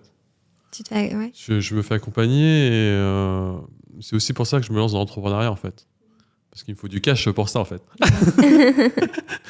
Pourquoi je te dis ça? C'est parce que, comme je te disais, pendant 15 ans, j'étais développeur. Maintenant, je suis passé à la posture de leader et de coach, tu vois. Mais les problèmes, ils sont toujours là. Et des fois, tu vois, je me sentais comme une éponge dans une eau stagnante, en fait. Et moi, comme j'avais un peu la position du sauveur, tu vois. Ça pesait trop, en fait. Ça pèse trop, tu vois. Donc, t'es obligé de prendre quelqu'un pour... soit te botter les fesses pour dire réveille-toi, tu vois. T'arrêtes pas de dire prendre soin des autres, écouter, et toi, tu t'écoutes même pas toi-même. Ouais. Et ça, c'est super important. Ouais, ça te fait du bien. Ouais, ça me fait super du bien. Je me suis accompagné par quelqu'un. De base, elle est coach de négociation. Elle s'appelle Paula Garçon. Alors, je lui fais coucou. J'ai envie de la mettre un peu en avant. Mais elle laisse tomber. Enfin, elle a changé un peu la perspective de ce que j'avais un peu dans les problèmes et aussi des problèmes de mes clients. En fait, elle a un peu travaillé sur moi, tu vois, au départ. Moi, à chaque fois, je disais, il y a ça comme problème, il y a ça, je comprends pas pourquoi il réagit comme ça, machin, mais nul. En fait, elle a que travaillé sur moi, en fait, depuis le départ. Parce que j'avais un regard sur les gens qui est en fait sur moi, en fait, tu vois. Et comme d'hab, on projette sur les gens. Donc, comme elle est un peu, comment dire, dure, des fois, tu vois, elle pose des questions qui piquent, tu vois. Moi, je sais pas si c'était comme ça. Moi, je suis plutôt dans les questions pas bédiantes, mais je laisse faire. Et après, je monte la grosse merde dans la pièce, tu vois. Mais j'y vais progressivement. Elle, direct, c'est c'est gros screen dans la gueule et c'est malaise, tu vois. Mais au moins, ça m'a fait avancer direct. Du coup, elle me sert un peu de psychologue et aussi de coach, tu vois. Et c'est génial. C'est bien que tu aies trouvé une personne qui te corresponde. Ouais, elle est géniale pour ça, tu vois. Et ça me permet justement de prendre du recul et de pas faire l'éponge, tu vois. Parce que... Mais on devrait tellement tous se faire accompagner. Mais il y a des pays où les gens, ils sont trop fiers de se faire accompagner, d'avoir un coach, et que c'est hyper normal, tu vois. Ouais. Genre aux US, à un moment, je voyageais un peu aux US pour l'un de mes tafs, et il kiffait dire bah ouais, non, mais moi j'ai mon coach mindset sur ça, j'ai mon coach sur ça, et tu vois, ici c'est un peu ah putain, j'ai un problème, je le cache un peu. Ouais. Et aussi comme si c'était un peu du bullshit, tu vois. Alors que ça fait du bien, tu vois. Et c'est aussi important de dire que nous-mêmes, on se fait accompagner parce qu'il y a beaucoup de personnes, je pense, qui confondent le rôle du coach. Et en fait, un coach, c'est pas quelqu'un qui a toutes les solutions, qui a tout vécu, qui a les réponses à tout. C'est pas du tout ça. C'est une personne qui est humaine aussi, qui a aussi besoin de se faire accompagner, qui se pose les bonnes questions et qui essaye de pas... et qui essaye d'avoir le meilleur impact pendant les sessions, tu vois, et que c'est jamais évident pour personne à 100%. Non, c'est pas évident. Mais tu vois, c'est... Tu sais, à force d'avoir un entourage ou des gens, tu vois, qui se font accompagner, toi aussi, moi, c'est ça qui a changé, en fait, depuis 2 ans. C'est que je fais toujours... t'as dû voir, tu vois, à un moment donné, j'ai fait toutes les formations de la Terre, tu vois. Et au final, tu vois, c'était pas le coach ou le gros bonnet, tu vois, qui prenait le bootcamp et tout, qui me faisait grandir. C'était en fait les gens en fait dedans. Ouais. Et ça m'a fait vraiment changer en fait la perspective. Parce qu'en fait, le salariat, moi, j'avais rien contre le salariat, tu vois. Enfin, mais à force de côtoyer tous ces gens-là, ça a causé en fait que je me suis un peu sorti petit à petit, tu vois. Parce que c'est un autre monde en fait. Et comme tu disais, on a envie de progresser, tu vois. Et donc à chaque fois, tu vois, Sarah Saidi, tu la connais. Moi, je vais à ces sessions de Breathwork, tu vois. Je suis allé depuis à ses débuts. Et 7 mois après, tu vois, ces sessions, elles ont changé, en fait. Je lui ai dit, j'ai fait, c'est pas possible, tu vois, au niveau de la voix et de la prestation. C'est fou, tu vois, c'est ce qui s'est passé, tu vois. Enfin, oui, tu pratiques et tout, t'aimes bien ce que tu fais. Oui, ça, je sais, tu es expert dans ton domaine, tu vois. Mais il y a un truc, tu vois, enfin, je l'ai senti, tu vois. Elle m'a dit, en fait, j'ai pris des cours de chant. Je dis, mais tu chantes pas, enfin, qu'est-ce que tu fais, tu vois. Et comme j'ai vu son changement... Ah mais oui, tu m'as dit que tu allais prendre des cours de chant aussi. Ouais. Je la voyais, t'es plus fier d'elle, enfin ça se voit dans la posture, tu vois. Au niveau de la voix, il y a de l'impact, dans le discours, tu vois. Il y a un truc, tu vois, enfin... Donc, j'ai commencé justement à prendre des cours de chant, tu vois. Et ouais, je lui dis dans l'ancien podcast, elle m'apprend pas à chanter, hein, parce que sinon c'est fini la France, on est en dépression, tu vois. Il va pleuvoir direct, tu vois. Moi, au Japon, j'y vais pas, tu vois. Les gars, ils sont trop forts au karaoké, je chante pas. J'ai quand même testé, parce que tu vois, ça a marché pour elle, donc je lui dis, donne-moi son nom, tu vois. Elle s'appelle Louise. J'étais vachement surpris parce que moi, je m'attendais à me faire reciter la chanson, tu vois. Je me tapais la honte, tu vois. Enfin, tu voyais tous les blocages, tu vois. En fait, elle travaille un peu sur la respiration, elle travaille aussi sur tout ton regard sur toi-même, en fait. C'est hyper intimidant quand t'es en cours de chant et que t'as une personne, du coup, en plus, tu sais qui chante bien et juste. T'es là et elle te dit, bah vas-y, allez, on y va. Et t'es debout et tu dois chanter. Et t'as l'impression d'avoir 5 ans et de plus savoir comment tu t'appelles, ce que tu fais et de dire, mais pourquoi ? Mais ça fait énormément de bien. Et tu vois, c'est avec les cours de chant. Et je pense que n'importe quel accompagnement, c'est ça. C'est t'y vas en pensant que t'y vas pour quelque chose. Et tu ressors avec plus si t'es en face de la bonne personne. Et ouais, les cours de chant... T'en as fait, toi aussi, hein. Bah ouais, j'en ai fait cet été. Mais pour quelle raison, du coup ? C'est juste par curiosité ou... J'en ai fait en me disant... parce que j'ai toujours un peu chantonné dans ma chambre, tout ça.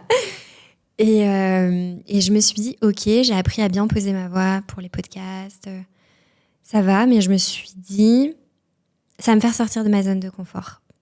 Parce que c'est intimidant et parce que t'es vulnérable. Et je me suis dit, ça va être une façon aussi de sortir certaines émotions que j'avais besoin de sortir à ce moment-là.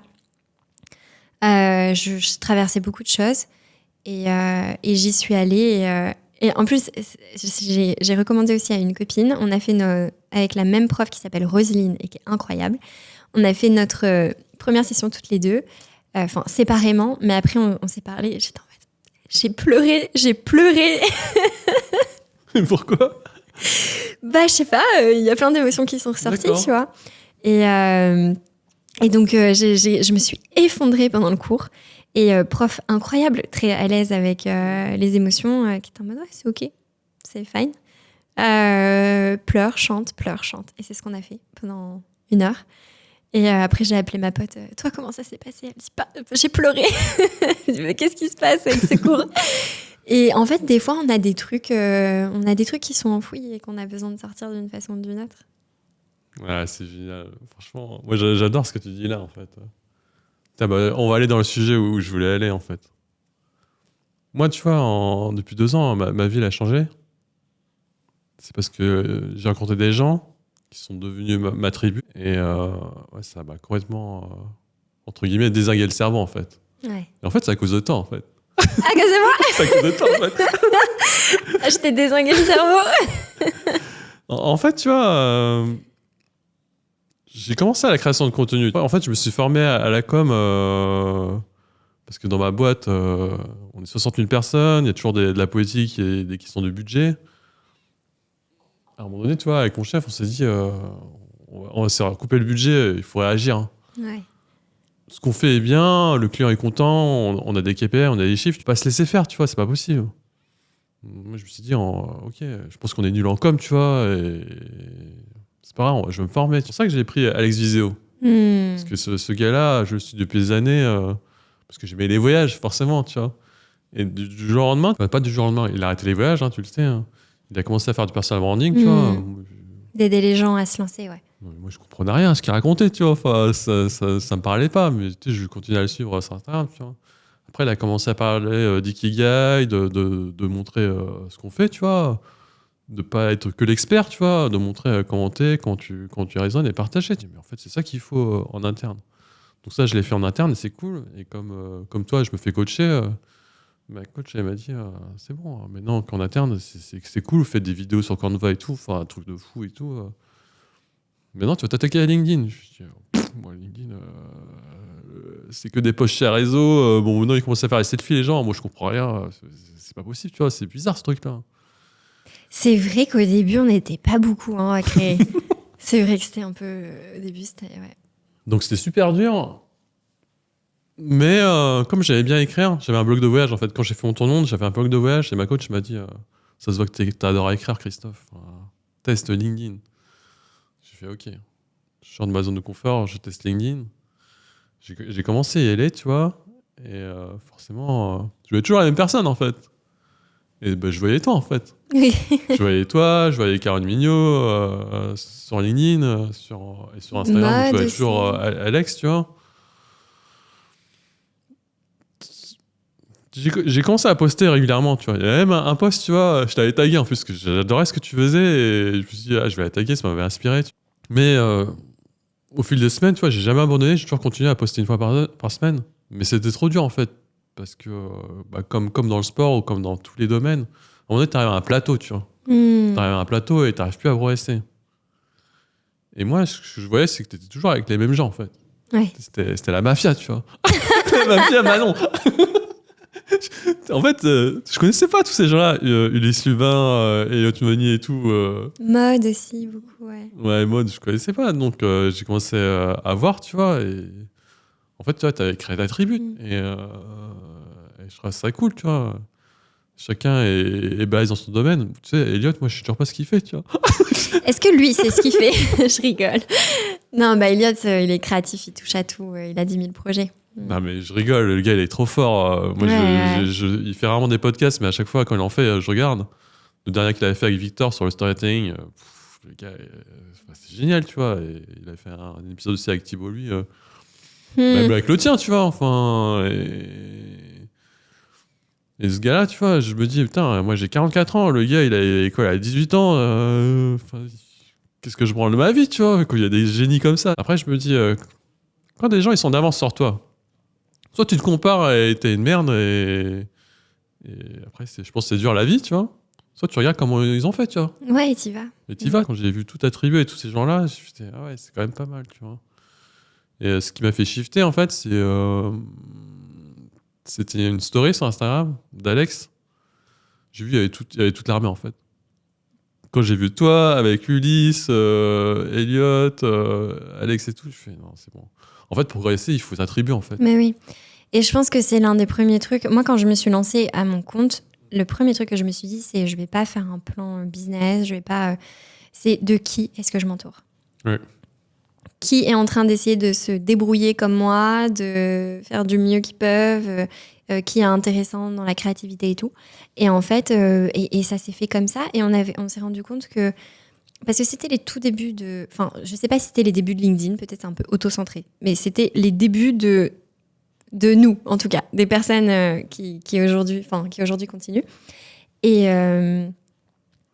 ouais, et je me suis dit, le premier truc que j'ai vu dans mes expériences passées des entrepreneurs et des dirigeants avec lesquels j'ai travaillé, au final, en tant que bras droit, c'était la solitude. Et c'est ça qui peut impacter très négativement une boîte ou une personne. C'est ce sentiment d'avancer seul, de naviguer sans avoir de soutien. Et je me suis dit, je ne veux pas vivre ça toute seule. J'ai besoin de m'entourer.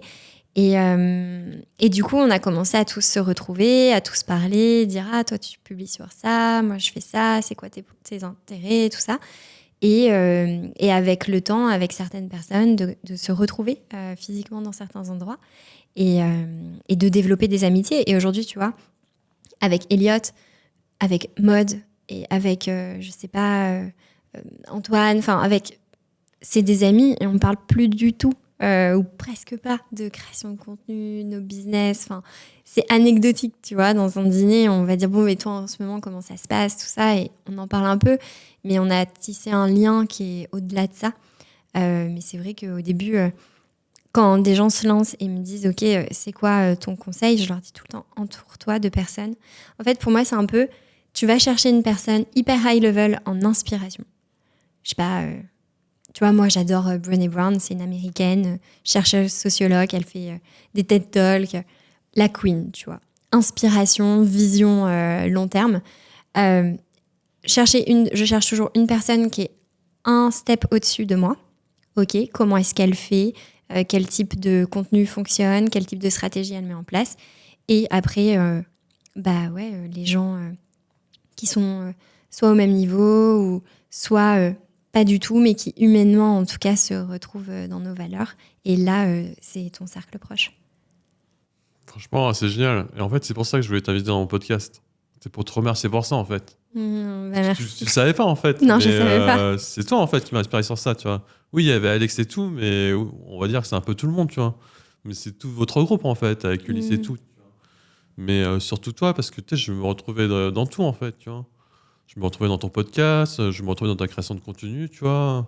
Et aujourd'hui, on est là dans un méga studio trop beau. C'est trop bien. Hein. Mais c'est ça qui a changé ma vie, tu vois. Enfin, tu vois, je t'ai connu pour le salarié qui poste sur LinkedIn. Donc forcément, j'ai pris la foudre, en fait. Parce que la première réaction des gens, c'est OK, le gars, il veut se barrer de sa boîte.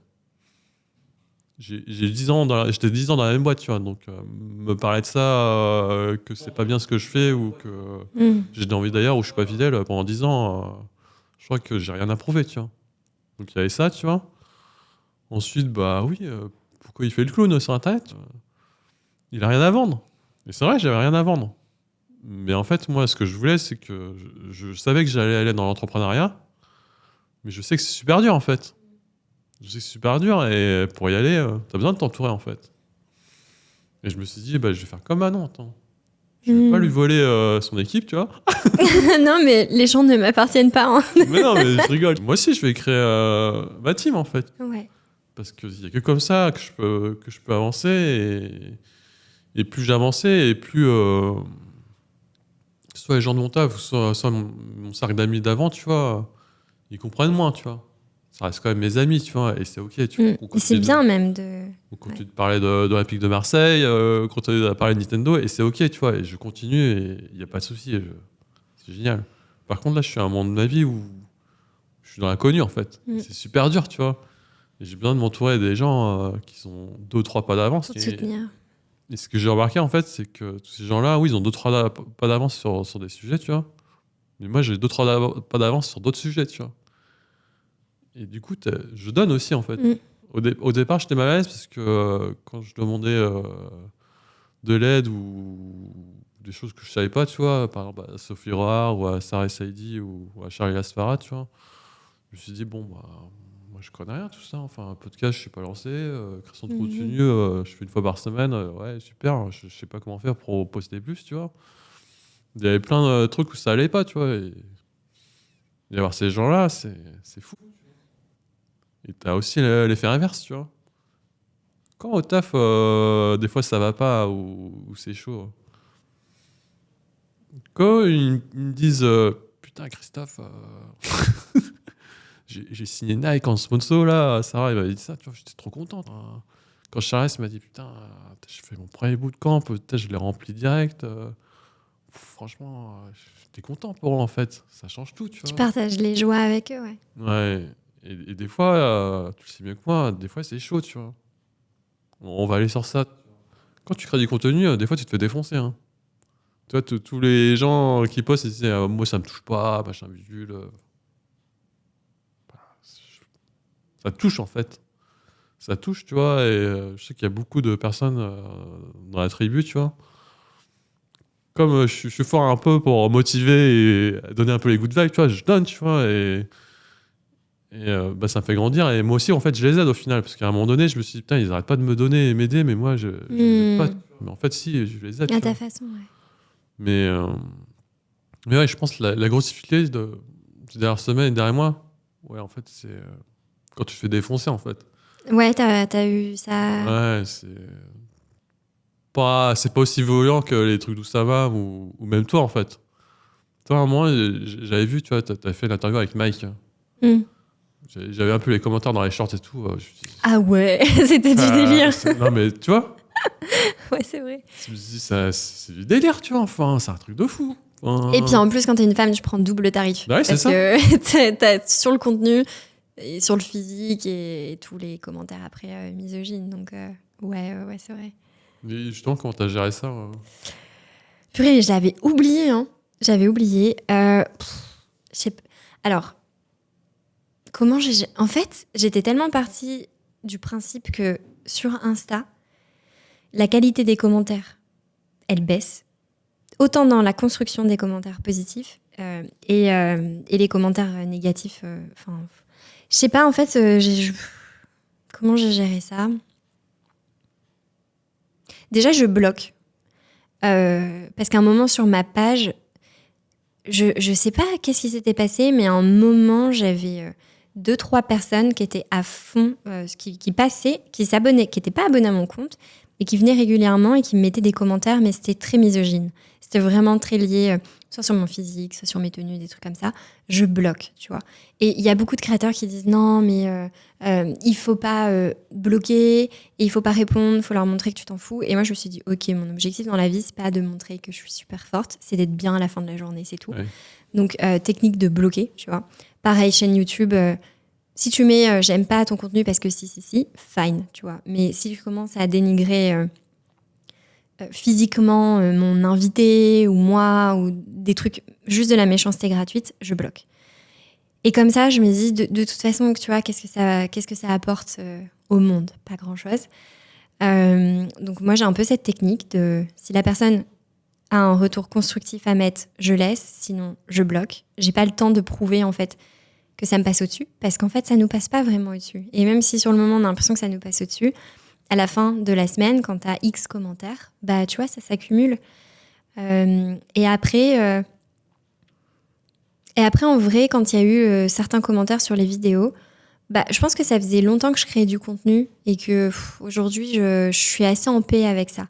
De me dire, je sais qui je suis, mes amis, mes proches savent. Et c'est de me rappeler, en fait, quand j'éteins mon téléphone, ça n'existe pas. Ça n'existe pas. Ça n'existe pas. Ce qui existe, c'est mes amis, ma famille, les gens que j'aime, les gens qui m'aiment. Et du coup, de me rattacher à ça. Mais ça m'a pas... Quand il y a eu ça, honnêtement, ça m'a pas énormément impacté parce que je pense que j'avais déjà appris d'autres cas sur LinkedIn, pareil, où j'avais reçu des commentaires. Mais des fois, les gens... un coup, j'ai reçu un message sur LinkedIn d'un mec qui m'a écrit, qui a dit « Ouais, je t'écris parce qu'en fait, où est ta légitimité ? Où est... » Enfin, il me posait plein de questions comme ça et il m'a dit « Vu qu'on n'est pas en connexion, j'ai pas assez de place pour tout te dire, donc donne-moi ton email que je te fasse le retour complet. » Et je me suis dit « Non, je vais pas te donner mon email pour que tu me... » Enfin, ça m'a paru... Et en fait, dans ces moments-là, j'essaye de me rappeler aussi qu'il y a des gens, ils sont paumés. Il y a des gens, ils sont vraiment paumés, ils sont mal dans leur peau, je sais pas, ils savent pas ce qu'ils veulent faire de leur vie. Et il faut vraiment pas être très bien dans ta vie pour prendre le temps de faire ça, tu vois. Je sais pas toi, mais moi, j'ai jamais mis un commentaire négatif sur Internet à quelqu'un. Je peux pas le faire en physique, tu vois. Ouais. Mais des fois, il y a des trucs de ouf dans la rue, tu vois, ça m'en ouf, tu vois, mais à mon avis, ça vaut pas le coup. Donc pourquoi tu le ferais sur Internet? Déjà, on n'a pas le temps, tu vois. Enfin, moi, j'ai pas le temps, tu vois. Mais ouais, moi, je trouvais ça fou, Ouais. Après, ouais, c'est vrai que on le sait, hein, que quand on commence à s'exposer, on prend ce risque-là. Et ouais, c'est s'en protéger, se faire accompagner et faire attention avec le truc de non, parce que vu que des fois on entend des gros créateurs dire ça me passe au-dessus, on peut penser qu'on a un problème parce que ça nous passe pas au-dessus, mais en fait c'est normal. moi, c'est pour ça que j'y vais pas encore sur Instagram et sur TikTok. Ah oui, TikTok c'est pire. De toute façon, TikTok, j'y vais pas parce qu'à chaque fois, quand j'y vais, je sais pas, si je sais. Il me donne que des trucs sur le Japon, tu vois, donc c'est mort. Après, soit sur le Japon ou soit des pays voyagés. Après, je finis par acheter un billet d'avion, donc j'y vais plus TikTok. J'ai fini ruiné. ça te lave le cerveau, tu vois, et non, j'y vais plus. Mais oui, Instagram, déjà, j'ai pas le temps. Enfin, je suis pas un peu encore comme toi, tu vois, j'ai pas de système. Je commence à en avoir, tu vois. Il est en rodage.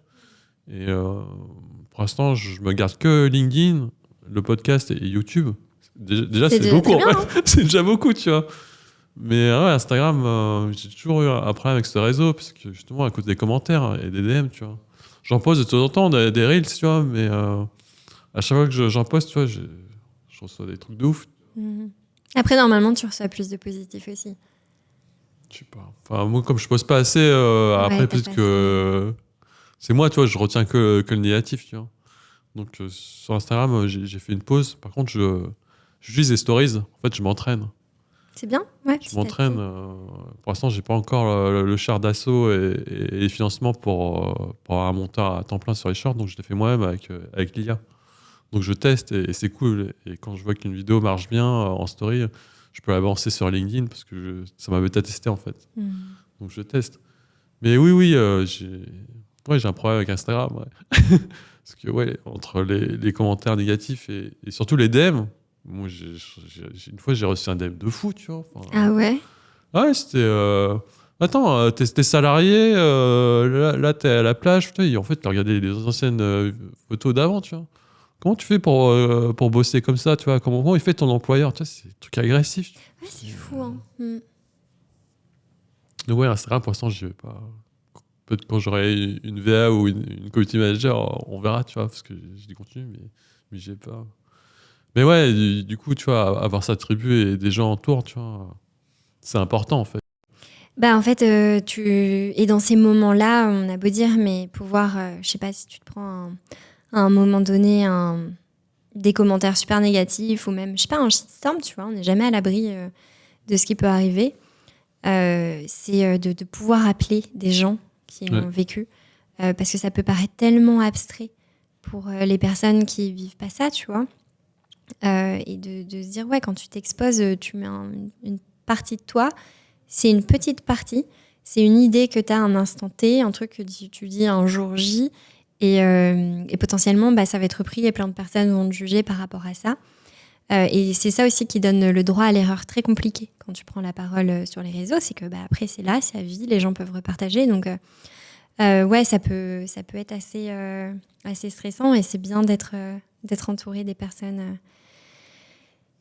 qui comprennent ça. Et c'est pour ça aussi que c'est important. Tu vois, il y a beaucoup dans ce truc de quand tu te lances, il faut que des amis qui ont le même mindset que toi, qui sont ambitieux. Je trouve que le critère numéro 1 de l'ambition pour se construire des amitiés est pas tout le temps pertinent. Ça peut l'être dans des gens qui font comme toi. Mais est-ce que la gentillesse, l'honnêteté, l'empathie sont pas des critères tout aussi importants? Et aussi garder des personnes qui sont très loin de ça. Moi, j'ai gardé des amis du collège et du lycée qui vont sur Instagram de temps en temps, je me dis, c'est des personnes qui s'en foutent, en fait. Si demain, je vais me faire insulter. Et ça fait du bien aussi de garder ces personnes-là. Non, non. Mais encore une fois, toi, je suis départ, en fait, tu vois.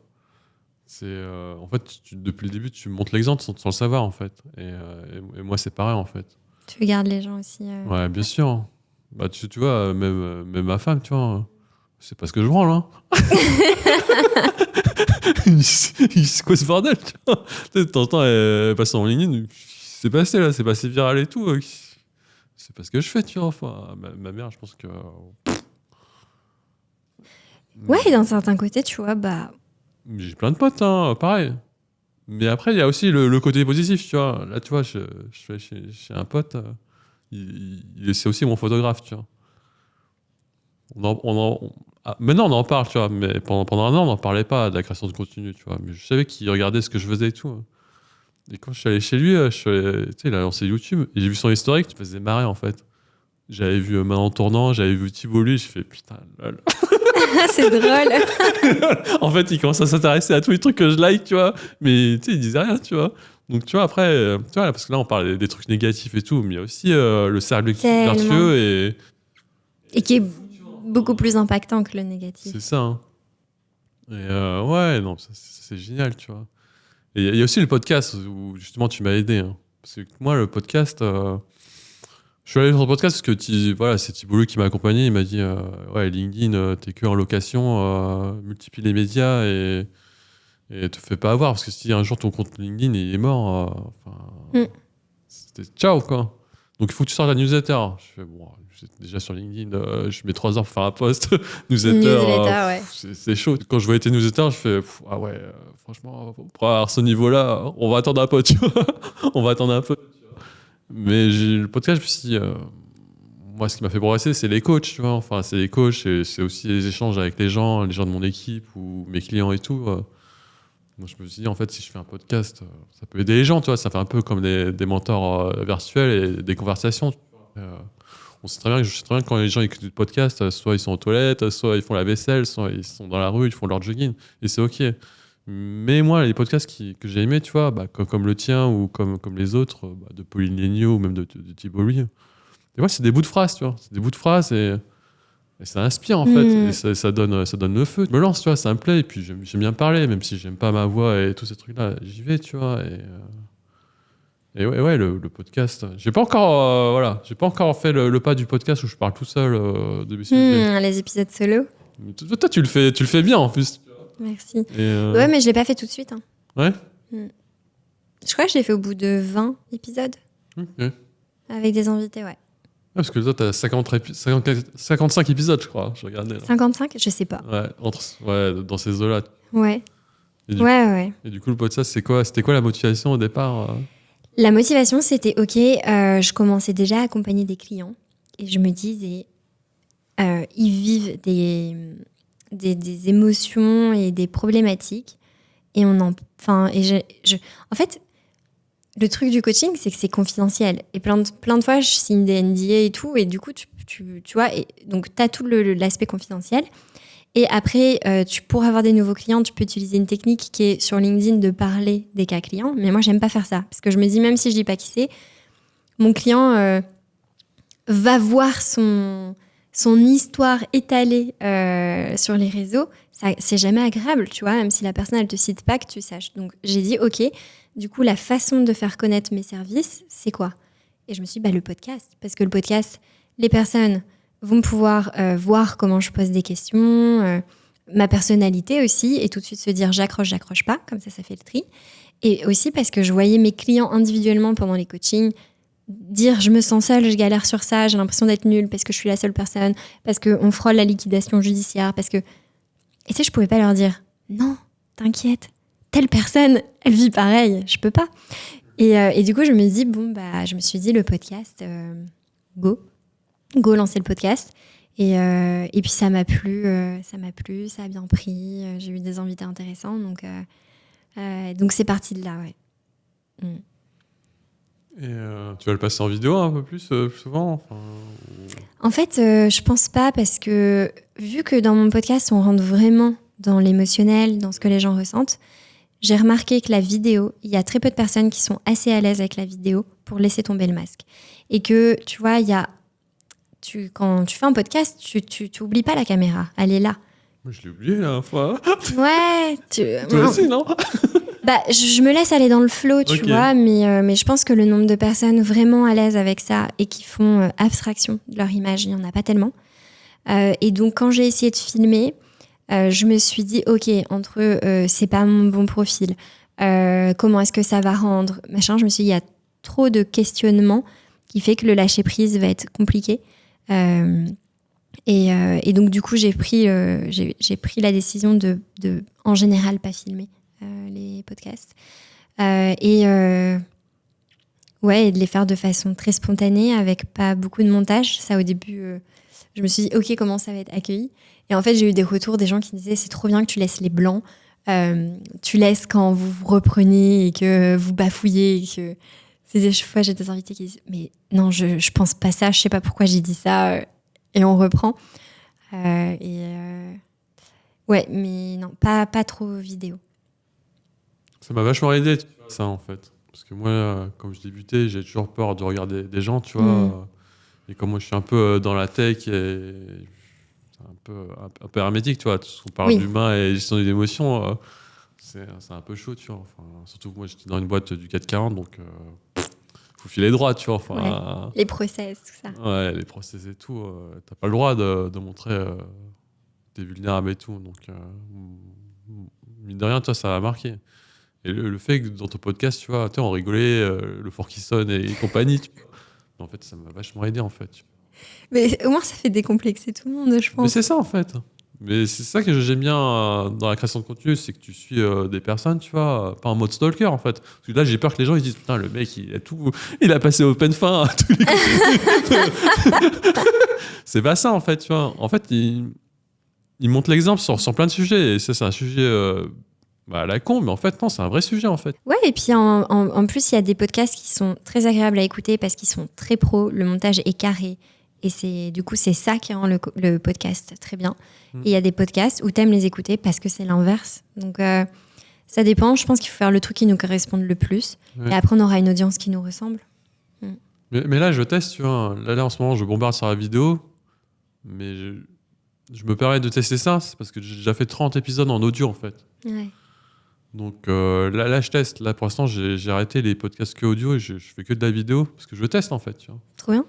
Je teste et j'ai aussi des défaites. Dans le sens où là, je me suis dit, juillet-août, tout le monde est en vacances, tu vois. Moi j'avais prévu de me lancer dans l'entrepreneuriat à la rentrée. Donc je me suis dit, je vais bombarder. Je vais prendre de la place. Personne.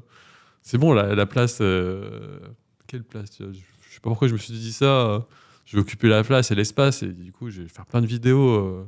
Donc, ils sont cool, les vidéos. J'étais content. Et les épisodes, je suis super content. Et mes invités, ils sont super en termes d'écoute et tout, tu vois. J'étais un peu déçu, en fait. Je me suis dit, ça allait exploser, machin, bidule. Parce qu'en fait, j'étais parti dans la rat race, en fait. Tu vois. J'étais pas dans la rat race. Donc, c'est pas grave, toi, j'ai testé. Mais ouais, tu testes, t'adaptes. Et puis, ils sont faits. C'est pas perdu, donc tu pourras recommuniquer dessus. Sur ça, tu vois, les épisodes, ils sont construits et tout, il n'y a pas de souci. C'est juste qu'en termes de diffusion, je me suis dit, j'en sors un toutes les 2 semaines. Mais non, maintenant, je le sors quand j'ai envie et c'est OK, tu vois. C'est pour ça que je t'ai invité. Tu sais que toi, ça fait un moment que je voulais t'inviter. Mais je me suis laissé un défi, en fait. Je me suis dit, les gens que j'apprécie, qui m'ont vraiment aidé et qui ne le savent pas, je vais leur montrer que, tu vois, comment j'ai progressé, en fait, tu vois. Et surtout, j'ai pas envie de leur demander de venir juste pour voler leur audience ou prendre leur notoriété, parce qu'avant, je débutais et j'avais pas autant d'écoute que maintenant. Ouais. Je me suis un peu mis ces contraintes-là parce que je veux pas inviter quelqu'un dans le sens où je vais voler son audience, elle est super connue, donc c'est cool, tu vois. Non, c'est pas ça. Moi, j'invite les gens déjà pour apprendre. Oui, on va pas se cacher, ça me permet aussi de montrer justement comment je réfléchis, comment je bosse et comment je raisonne. Bien sûr, ça me sert sur ça, tu vois. Mais ça me sert aussi justement d'avoir les échanges et d'apprendre. Bah ouais, là, comme on a dit, studio, vidéo, entrepreneuriat activé depuis la rentrée. Ouais. Donc, c'est trop bien, en vrai. Donc moi, je te l'ai dit, hein, j'ai attendu vraiment longtemps avant de te demander. Il n'y a pas que toi, il y a d'autres personnes. Hein. J'ai attendu parce que ouais, moi, je suis un peu pudique, tu vois. Je suis dans le genre, je construis les relations sur le long terme, tu vois. Donc ça vient pas au mois de mars, tu vois. J'ose pas et c'est OK. Par contre, je vais continuer à progresser, à grandir. Et par contre, quand je sens que j'ai envie et je sens que c'est le moment, j'invite. Et c'est comme ça que je t'ai envoyé l'invitation. Bah ouais, merci. Et quand tu m'as dit oui, j'étais trop content en fait. J'ai dit direct à Sophie, putain, elle vient et tout. Et Sophie me dit, mais c'est sûr qu'elle venait. Mais ouais, mais. Bah, et puis, J'attends. je voyais aussi, tu vois, tes trucs passés, que tu as eu de la rigueur, que t'as pas lâché. Et donc, forcément, tu vois, tu as envie de venir aussi sur des podcasts de personnes qui sont vraiment impliquées. Je sais aussi, tu vois, j'ai vu du soutien passer de ta part. Et donc, ça, c'est des trucs où même si c'est des détails, tu le vois et tu t'en souviens après. C'est marrant que tu dises ça. Parce que maintenant, tu vois, il y a des gens qui me demandent de venir dans le podcast. Et ça me gêne, tu vois, parce que quand je leur dis non, j'ai un peu peur qu'ils pensent que je les snob ou pas. Mais en fait, c'est pas ça. Je les ai jamais vus soutenir mes posts ou. Je les ai jamais vus, en fait. Et du coup, tu vois, je suis un peu méfiant dans le sens où il vient parce que ça marche bien et du coup, il va me parler de lui et de sa boîte ou il vient vraiment pour moi, en fait, tu vois. Qui veulent passer dans ton Ouais, podcast. ils veulent passer dans le podcast, tu vois. Et ça me gêne, en fait, tu vois. Ouais, bah, de toute façon, c'est ton podcast, hein, t'invites qui tu veux. Exactement. C'est la beauté du média, Exactement. tu fais ce que tu veux. Mais ouais, j'avais quand même ça. Mais des fois, il y en a qui me demandent et quand je le sens, tu vois, j'accepte et c'est génial. Ouais, mais je pense que ça nous arrive à tous, toutes les personnes qui ont un podcast, de recevoir des demandes et de dire non, tu vois. Moi, je me souviens que j'avais reçu un message d'un mec entrepreneur qui m'avait écrit et qui m'avait dit ouais, j'ai vu que tu avais un podcast ou ça. Si tu veux, pour t'aider, je peux passer dans ton podcast et parler de mon parcours. Et j'étais en mode non, merci. Non, ce truc déséquilibré dès le départ, ça va pas le faire, tu vois. J'ai eu le même message, ça me fait peur là.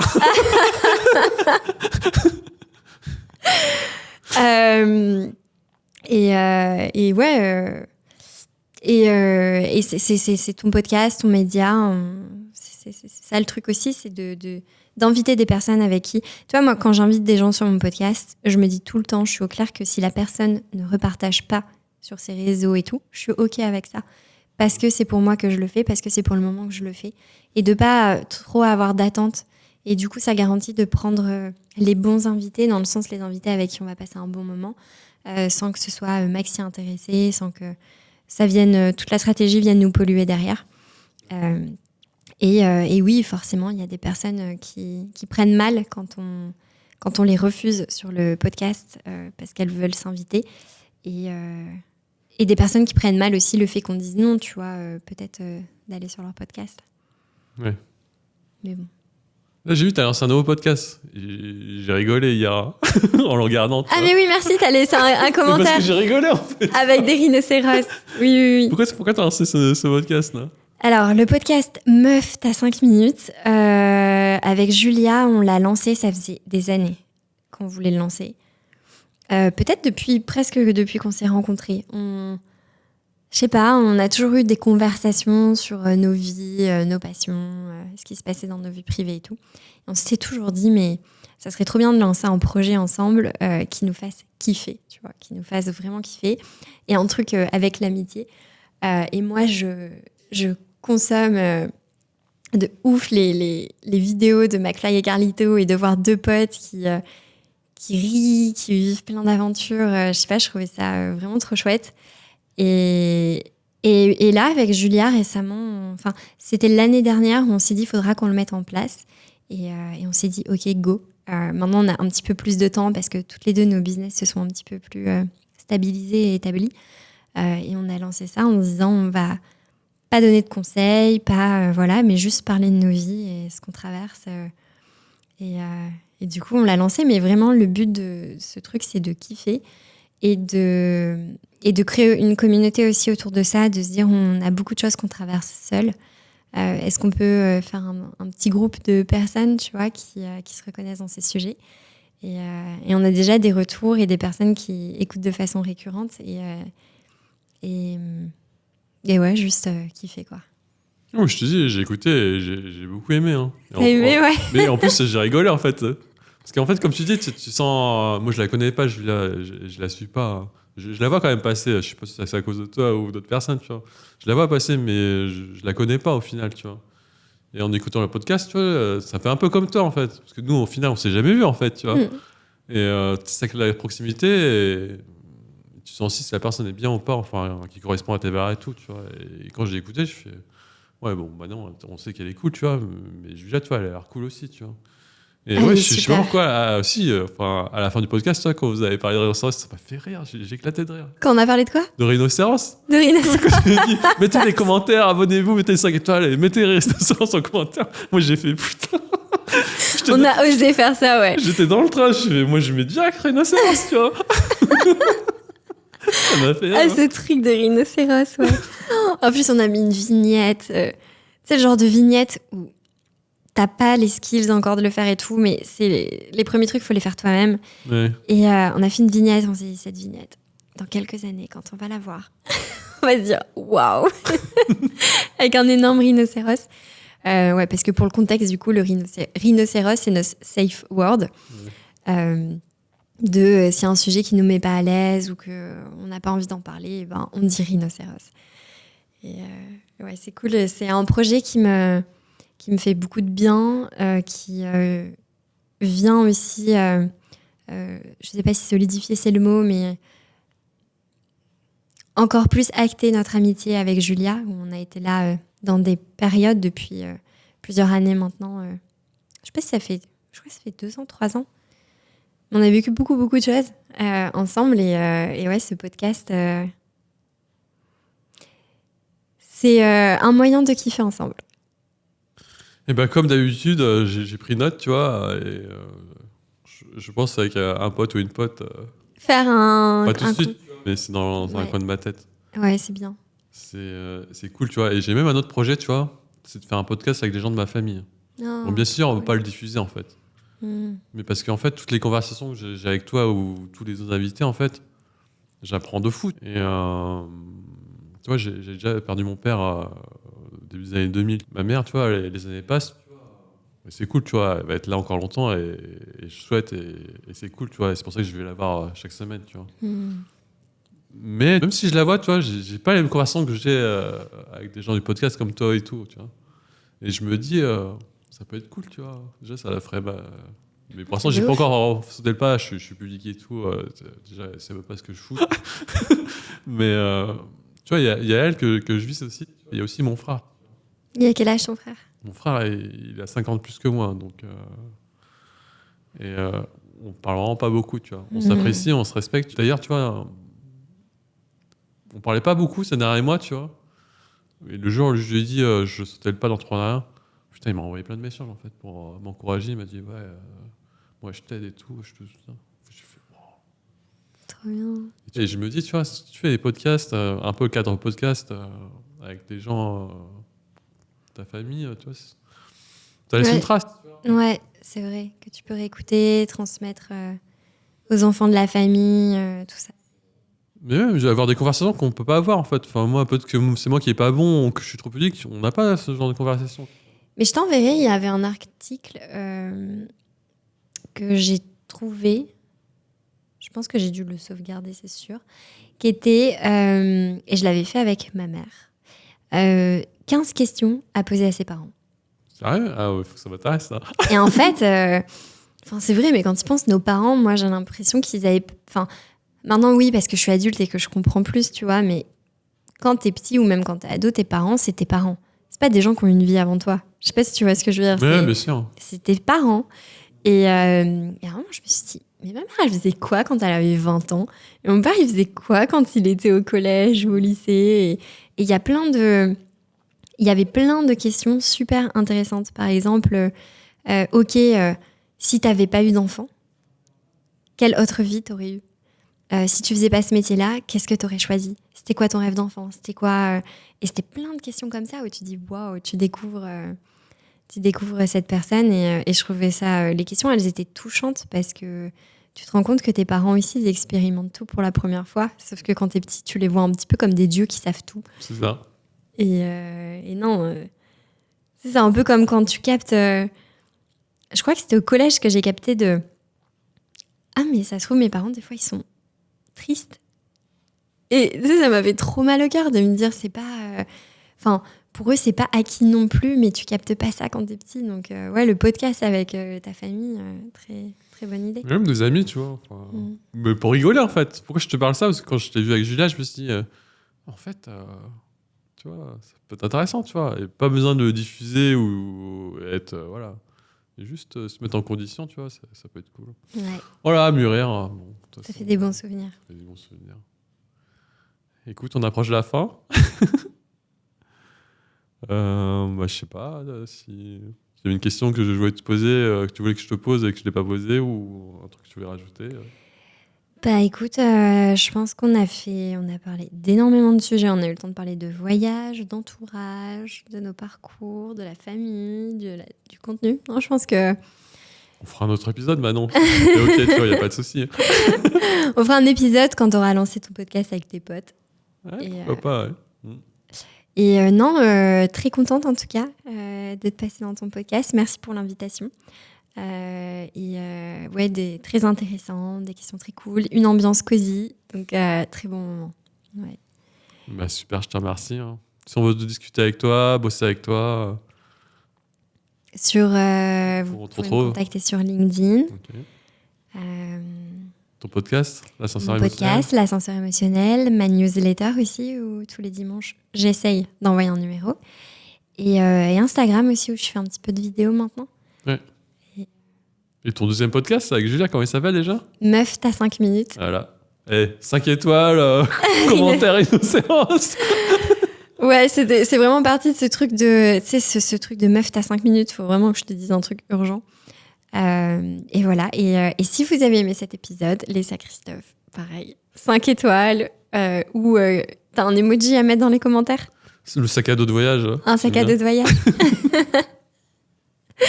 Bah, let's go pour le sac à dos de voyage alors. Eh ben super Manon, merci pour tout. Hein. Comme je t'ai dit, tu m'as vachement inspiré à création de contenu, créer sa tribu et tout. C'est un peu grâce à toi, donc je t'ai invité en podcast justement pour te remercier et te le dire de vive voix. Et moi j'aime bien voir les gens gagner, donc j'espère que tu vas continuer à gagner avec Julia et toute ta tribu. Et à la prochaine. Ouais, bah merci de m'avoir partagé tout ça. Ciao.